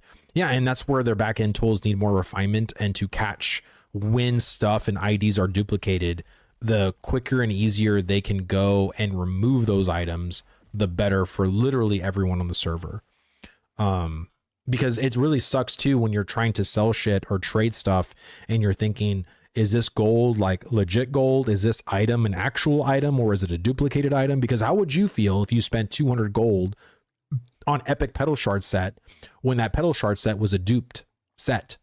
I think you'd be pretty fucking pissed off, you know? So it's one of those things that they have to be able to do as quickly as possible, so someone that earns real fucking gold isn't buying something that's hot, right? Like stolen or, you know, duped, right? They got to be able to feel like their hard-earned gold that they spent grinding for is being spent on items that are actually legit. So I think they meant seasonal servers after launch. I still think a lot of people would enjoy that initial rush to rebuild the world every 6 months or so. I don't know, man. I think if you're talking post launch, I don't know if a seasonal cycle like that would be compelling. Like, I think if they spin up new servers, it's not going to be because it's going to be a seasonal server, but more so because there's a lot of congestion on all the current servers, and they're like, hey, we're going to spin up more servers, or like 3 more servers for you guys because of the amount of players that are trying to play Ashes of Creation. And that's what it is, right? I don't think it's anything that's going to be seasonal at that point. Hayden, thank you so much for the follow, brother. Thank you. Let me see. I think it's also important that they are now receiving feedback from people who aren't already diehard followers of the game. 100%. I think that's honestly another good move by going to Steam, because as much as I didn't think that they were ready to, well, the cat's out of the bag now, right? And it was the cat's out of the bag to me when Alpha 2 started, right? It's not like it was a secret that Ashes of Creation launched, but because it's cheaper, it's more accessible now that there's non-diehards that are trying this game out, that are seeing it for what it is, and they can get that feedback to them and say like, hey, I'm a brand new EA person, this is what I feel about these systems, this is what I like about these systems, what I don't like about these systems, and this is coming from someone that hasn't been in this community for many years. Like, I think that feedback is good. I think it was good. Yeah, they can't delete items now, too many in circulation and bought with raw gold. Yeah, I'm pretty sure now it's a done deal. But again, once they figure out how to do it, that's something that I would love to be able to figure out potentially in a PTR. You know what I mean? Like, that's the point of a PTR, is to, like, everyone get a dupe item, and we're going to go and test this thing on our back end to remove it. So you're literally going to have the duped item in your materials inventory, and then we're going to hit a button, and we're hoping that it just gets removed from your inventory. Like, and then that's the whole point of the PTR. We're going to have people come in, you're going to go to a vendor, and that vendor is going to have like a duped ID. And then once everybody has that item, we're going to just remove it from your inventory. Like, that to me would be a really good PTR test, because that's something that realistically like needs to happen to a point, right? And eventually, like, I think we can even get potentially even more sophisticated than that, where if, let's say, you bought an item, right, or traded gold for it, and that ID knows that, hey, you traded, 200 gold for, this one item, like, let's say it was a really high powered weapon. And whenever it realized that it was a duped item and it got deleted from the game, like, it gave you the 200 gold back, right? So that way you're not out of fucking 200 gold. Like, I think all of these things are very necessary to do in a PTR or just in an alpha like this. Is it just me? Is their exchange they are so silent? They literally haven't done any major progress this whole month. It makes me very nervous for some reason. I would say it's not the same that they have done progress. It's just we haven't seen anything, like, nor have we heard anything. And to me, it's not really the fact that we haven't seen anything. It's more so we haven't heard from them. Like, that to me is just so weird. Let me see. I would not enjoy rebuilding a character and grinding for no reason for release. Yeah, and neither would I. Yeah, I've been on the mailing list forever, but didn't follow closely. Steam release got me interested. Awesome, man. Well, like I said, I know this got a lot of people interested because we've had quite a number of brand new people, at least from in our guild, that are just brand new early accessors that haven't been here the past couple of years. So it has been pretty cool. Can you verify that streamers get a free pass and can brag about gear that was dubbed? Can I verify that streamers get a free pass? No. No. And we were told that if anything, if we were in dupes, or, that they would know and they would ban us. So I basically, like, that's why I play so casually. Like, I didn't even know what the dupe was until, like, it was said, like, oh, it was all about trading windows, and you have to have your trading window on, and then you have this item in your thing, and I'm like, okay, that seems fucking complicated, and my gameplay does not really necessitate all that shit. So let me see. If WoW can't combat RMT and bots, neither can this. They need to do like WoW and have their own in-game currency buying. I don't think Ashes needs an Ashes token, if that's what you're meaning. I think Ashes just needs to combat it as much as possible. I mean, WoW doesn't have dupe glitches. Granted, I don't like WoW. Yeah, I think, again, like, WoW, I don't think WoW has dupes at this point in time, right? They've been out for almost 20 plus years. So I don't think it's a fact of them, having dupes, but Intrepid is literally like a green company that hasn't got their game out of the ground yet, that, has a lot to prove. So, WoW has had dupe glitches in the past. I'm sure they have. I can't remember one at the top of my head, but every MMO has had dupes and glitches and shit that, you know, like isn't good, Let me see. Every other single item ever in the game has been generated with a unique code or string, and if it matches any other item string, it immediately gets deleted. Doesn't know if it's possible, but could be something. Yeah, I mean, as someone who's not a dev, like I don't know how backend code works. I don't know how. I mean, bro, I can't even get streamer.bot to fucking work, and here I'm going to give an explanation to people on my stream about how backend code on an MMO should work. That's one step at a time. But yeah, like it's. I just hope that it's possible, which I mean, I kind of feel like it can be possible. So, yeah, I mean, it's just one of those things that more iteration and honestly more finding out, right? Like, oh my God, is this a sports fishing event? Are people actually doing something over there? Oh my God. Let's go. And look, guys, I finally got a shoal skipper. Woohoo.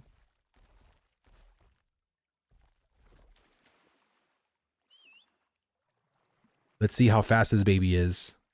Oh, dang. Speed racer. 45 minutes remaining. Oh my God, dude. It's been so long that I've actually done a sports fishing event. And I feel like this is the last one that I got fucked on. When I was here last time, guys, you remember, I literally had 3 fish all go out of bounds. And as soon as that starts happening, I'm just going to fucking leave. I'm not even going to worry about it. Let me see. You got to remember they use Unreal Engine back in the back of the system can be very good, but I get the sense AOC devs use very limited edits to the Unreal Engine to UE5 engine. Maybe not. I don't know. Fish near land if possible, bro. I don't think it's possible,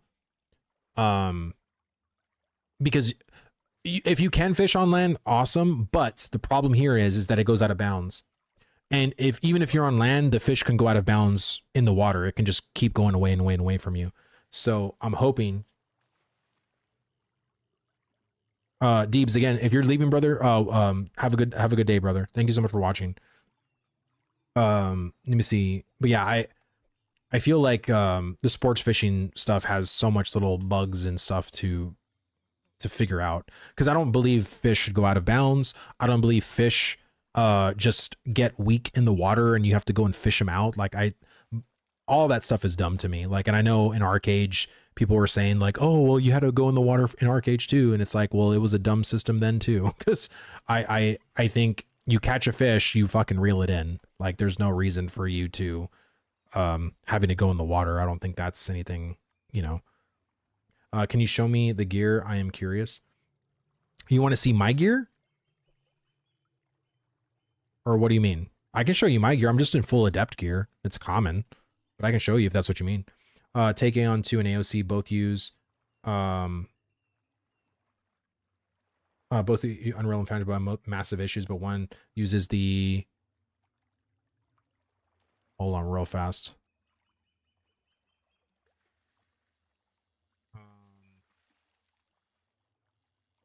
The engine to a massive effect. Well, yeah, because you have one company who's been a company and has an established team that has been established for many, many, many years. And you have another team that's probably been established for the past 5 years. And, a lot of them are green and have something to prove in the MMO space. They're not like, a lot of them aren't like veterans. Now, some of them are, a lot of the team leads, but I don't think Intrepid has like the big giants of MMO devs working there. So yeah, I mean, it's definitely a contrast comparison for sure, but I don't think, I think Intrepid wants to be able to use Unreal Engine 5 to the fullest, but yeah, there's going to be, things that aren't going to feel the greatest. You know what I mean? And I hope it can get better. I hope it does get better.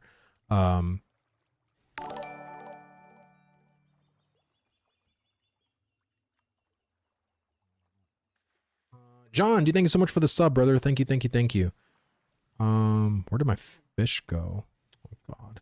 Every single time it's a critical catch. It literally never, it says it pulls it in, but then it like glitches and it goes right out. Oh my God.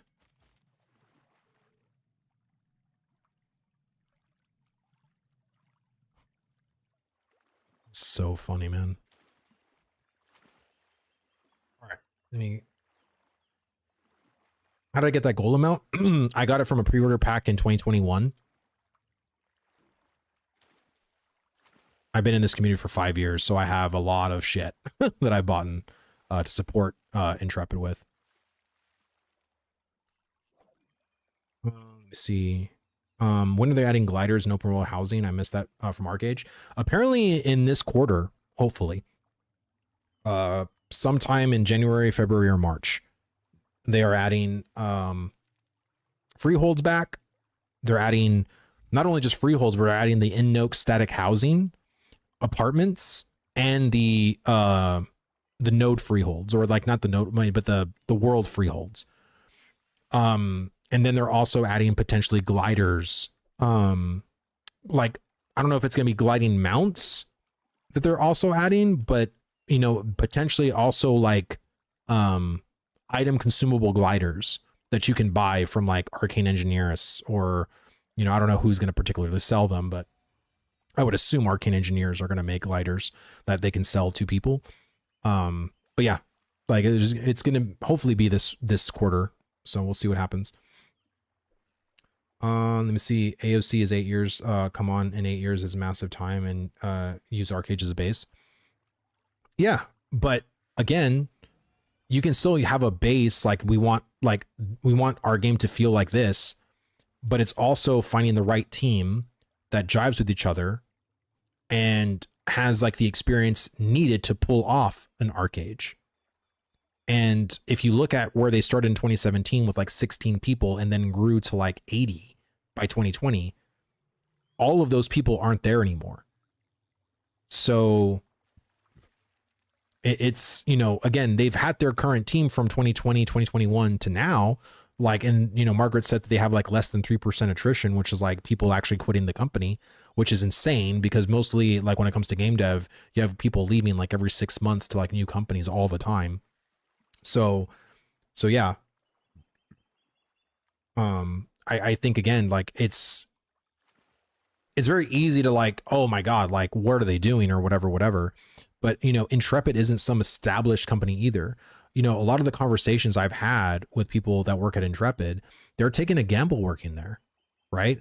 You know, a lot of them would like to probably work at like a Riot, a Blizzard, an Activision, you know, an actual like company that you wouldn't think would just go under or like, you know, be gone one day.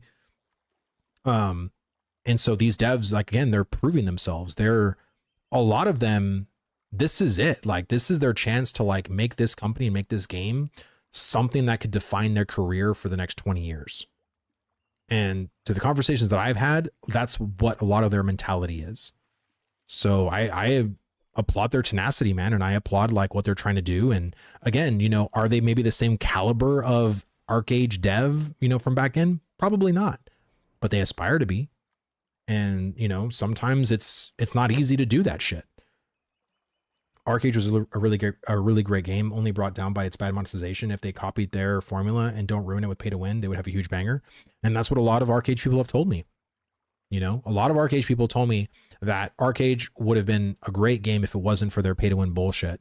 And that's where a lot of Korean MMOs lose me, because every Korean MMO ends up having atrocious pay to win and pay to convenience that I just don't feel valued as a customer without repurchasing these pay to win items, like to just play the fucking game, like even in a semi-competitive way. So yeah. What could Intrepid do to help players fight the botters? Maybe loosen PvP protection. I mean, they technically could, but I feel like that's just a band-aid. because PvP protection like needs to be there for real people. What they need to do, in my opinion, is do shit on their back end to have botting automatically just removed, right?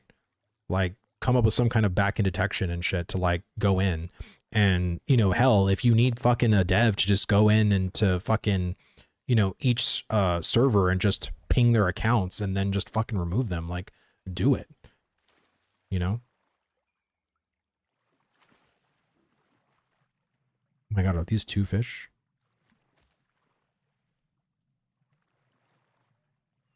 I like it having a plan B is for the week, all or nothing. They need to make it happen. And I think that's what they're trying to do. Like they literally are trying to make this shit happen. It's just sometimes like what we want and how fast we want it just doesn't happen in our timeline. You know what I mean? So they lost their entire team prior to 2020. Almost. I mean, if you look at their like how many people, I forgot what video it was, but someone put like a video of all of when back in the day in 2017, they had like a list on Intrepid's website of all of their devs, and there's no one left from the original team. Like it's like just Steven really and his husband, which now his husband isn't even CFO anymore. So yeah, like it's a whole different team compared to what they started with. So thankfully Korean MMOs must have seen in the West don't like pay to win, so they almost make 2 games, one for pay to win for the East, and one non-pay to win for the West, because if you like MMOs, Korean are the only ones that make them dual the cost. Well, Lost Ark was still pay to win even here. Like, so you're telling me that Lost Ark was even more pay to win than it was in the North American version? Because that's fucking wild. And even Throne of Liberty right now, doesn't Throne of Liberty have like 2 separate battle passes and like 2 subscription models? And like, I don't think they're doing that. You know what I'm saying? I don't think they're doing that. Steven will go bankrupt if the game doesn't get made. So he's definitely has an incentive to keep making it and make it successful. Oh, 100%. If you spent $40 million of your own money, potentially even now in the upwards almost 100 million, why would you just give up? Like, you would want to make sure you get some kind of return on your investment and try to see that project through. Like, there's no reason not to.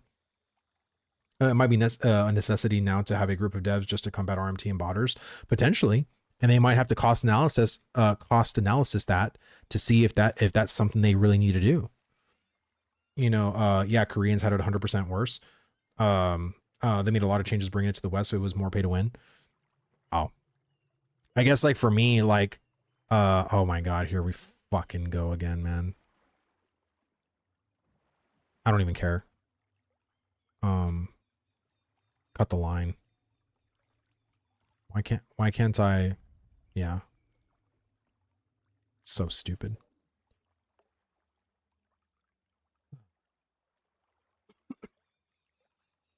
Doing money in AOC feels like a waste of time. I need to gather trees, stones, fish. That takes half an hour of green materials to pack for 3, and the FK fishing extra to do the rest of that.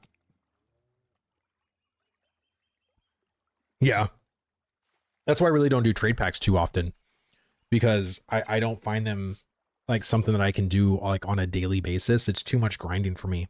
Like all of my time would go into just doing that to make money. And I'm already doing a different grind, right? I'm doing like my mining and everything like that.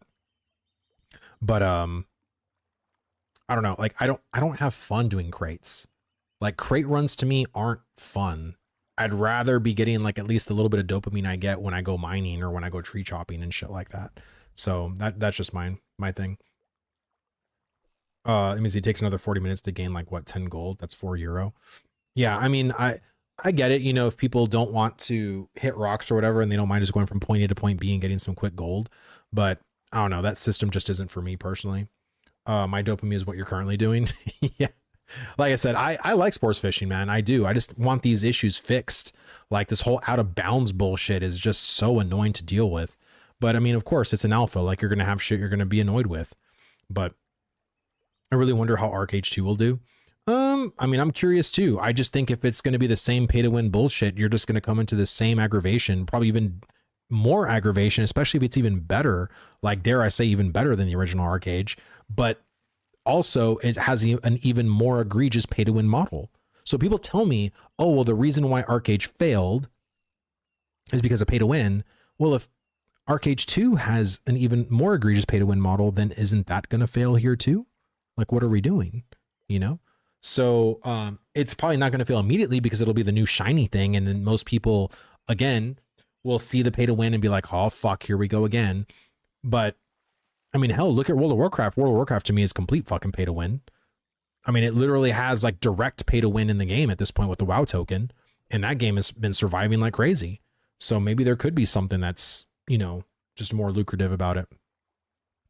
So yeah, I'll be more likely to be more pay to win, sadly. Yeah, I would assume so. Because that's how the Koreans make their money back.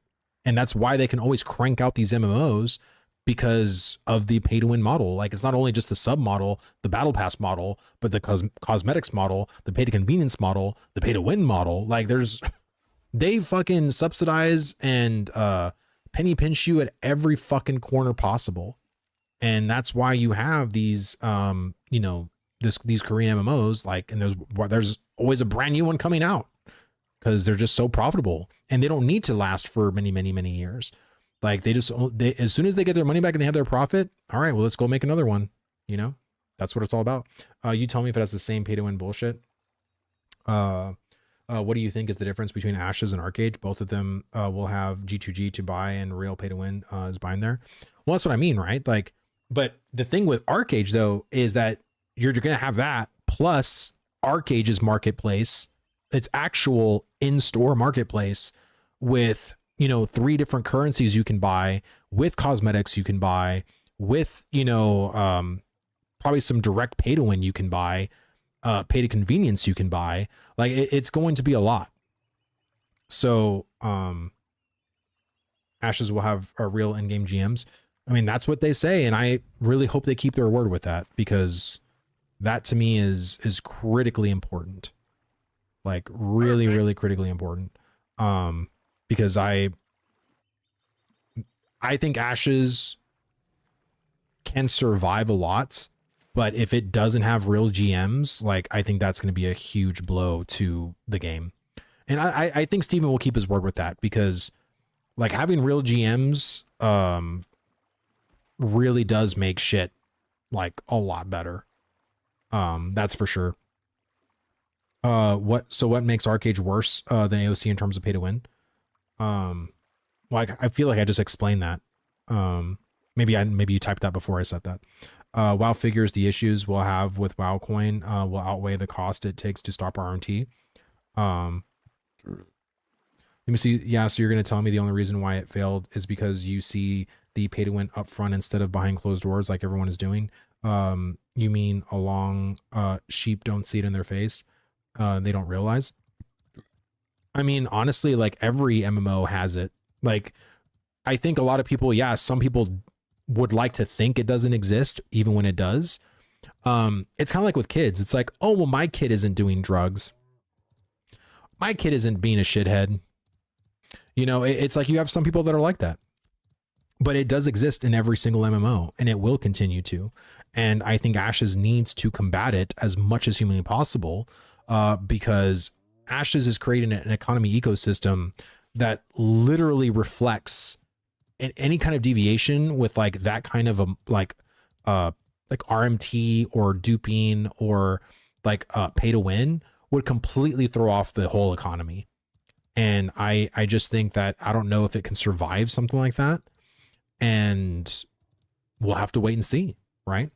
That's where having the real GMs would be pretty cool. This is why I'm still hopeful for Ashes. Steven seems stubborn with the bad game designs. Well, I think Steven is stubborn on many things, but the one thing I'm really glad he's stubborn with is those pay to win things, because that's literally the reason why he stopped playing Arcade, was because about the whole like Thunder Tree, or, you know, and then there was the whole like bear mount thing that happened. And, you know, so he's not a fan of like the whole like RMT, like pay to win shit, even though he's been on record to say that he has done it. But just because you have done something doesn't mean you like doing it. I mean, fuck, I bought a WoW token. I didn't fucking want to, but I also didn't want to grind out the gold in WoW to buy my fucking consumables, my potions, my scrolls or whatever the fuck to raid. But I fucking did it, like, begrudgingly. So yeah, I just hope that, you know, it happens. Yeah, no, I know. Like I said, I just mentioned it. Like, Steven did pay to win. He was rich too, so he probably did a lot of pay to win. But just because you can do something doesn't mean you like doing it. Is my point. Do you feel like Ashes is a much larger version of New World when New World first came out and nobody liked it and players made them change so much? I feel like Ashes is a much more ambitious game than New World. Ashes has a lot of fucking moving parts comparatively to New World. So, excuse me. I think Ashes needs time to pull off the systems the way they have put it on paper. And I think if they do it correctly, I think they could actually make a pretty damn good game on their hands. But it's going to take a lot of feedback. It's going to take a lot of iteration. It's going to take a lot of back and forth from us, the community, to the devs to make some of these systems, as they are on paper, even a little bit different. Because right now, some of the paper designs aren't really working in the benefit of the player. And we need time to really flesh out those differences and flesh out the reasonings of how aggravating those systems are and what, you know, A and B approach we can take. If, you know, A isn't working, then what does B look like? What does C look like? You know, Ashes Ashes is the inevitable situation where pay to win or pay to convenience are against core design philosophy. It means that it creates a demand for a black market, which requires a huge amount of effort to combat. Exactly. And that's by design. They designed systems that really required players to fulfill. And of course, anyone that's nefarious or that does RMT for a living or has done it many times in the past sees a game like this as a fucking gold mine. Now, mind you, I would say overall, since Alpha 2 started to now, all of RMTers have probably made over millions of dollars. I'm not even exaggerating on that number. There was some person that messaged me because we were talking about this yesterday, the day before, recently, I would say on my stream. And someone says, bro, like RMTers have made millions of dollars in Ashes of Creation. Like Finney, who, you know, I think has gone on record to say that he's gotten like over $50,000 since Alpha 2 started to now. And people have said it's actually higher. It's a higher number than that. That's one RMTer. One. So yes, people have spent millions of dollars in RMT and Ashes of Creation. So, you know, it's because of how the games and the sanctity that they want to preserve. If you do pay to win, you're going to feel that increase. You're going to feel like the power, the gain, like, oh shit, I have like 400 gold now. I can buy this. I can buy that. I can. So it's like, you just feel that power immediately because of just where the other natural players that are grinding that gold feel in that comparison. Yeah, a pay to win whale is going to eat you in game. Yeah, exactly. You know what I mean? And the people that are probably buying like a shit ton of gold, you know, like Intrepid has to ban those players and has to get rid of them. And they have to put like certain means and back end protections to make sure that you can remove the player as much as possible instead of just removing the account. And that's my thing. Crazy people are RMT in alpha phase that will be wiped. Yep. What a waste of money. I mean, to them, it's not. To them, it's really not. And 41 silver. I'll take it. All right, guys, I'm going to sell these and then I'm going to dip out. And my wife made some, we actually are trying to replicate the pasta fagioli from Olive Garden. And my wife found like a pretty damn good recipe. So she made it like she, you know, I hope it turned out good because I know she was really worried about it, but I'm pretty sure it is. But yeah, I'm going to go ahead and do that. So guys, thank y'all so much for coming in and having, you know, a really awesome conversation. here in chat. And like I said, for all the new people that came in, again, hi, my name is Vladis. I stream Masters of Creation content on Twitch and YouTube pretty much every single day for a couple of hours. So if you want to find me and if you want to be in the conversations, you know, hit that follow button. If you're on Twitch, hit that subscribe button. If you are on YouTube, it'll keep you up to date anytime I go live or I have new content, which this week I have a bunch of shorts coming out once a day. I'm not going to overburden you guys with shorts. But yeah, I'm just going to be making shorts for you guys. And yeah, it's been a really awesome conversation. So yeah, thank you all so much for the whole thing. And I will see you guys tomorrow. Take care, guys.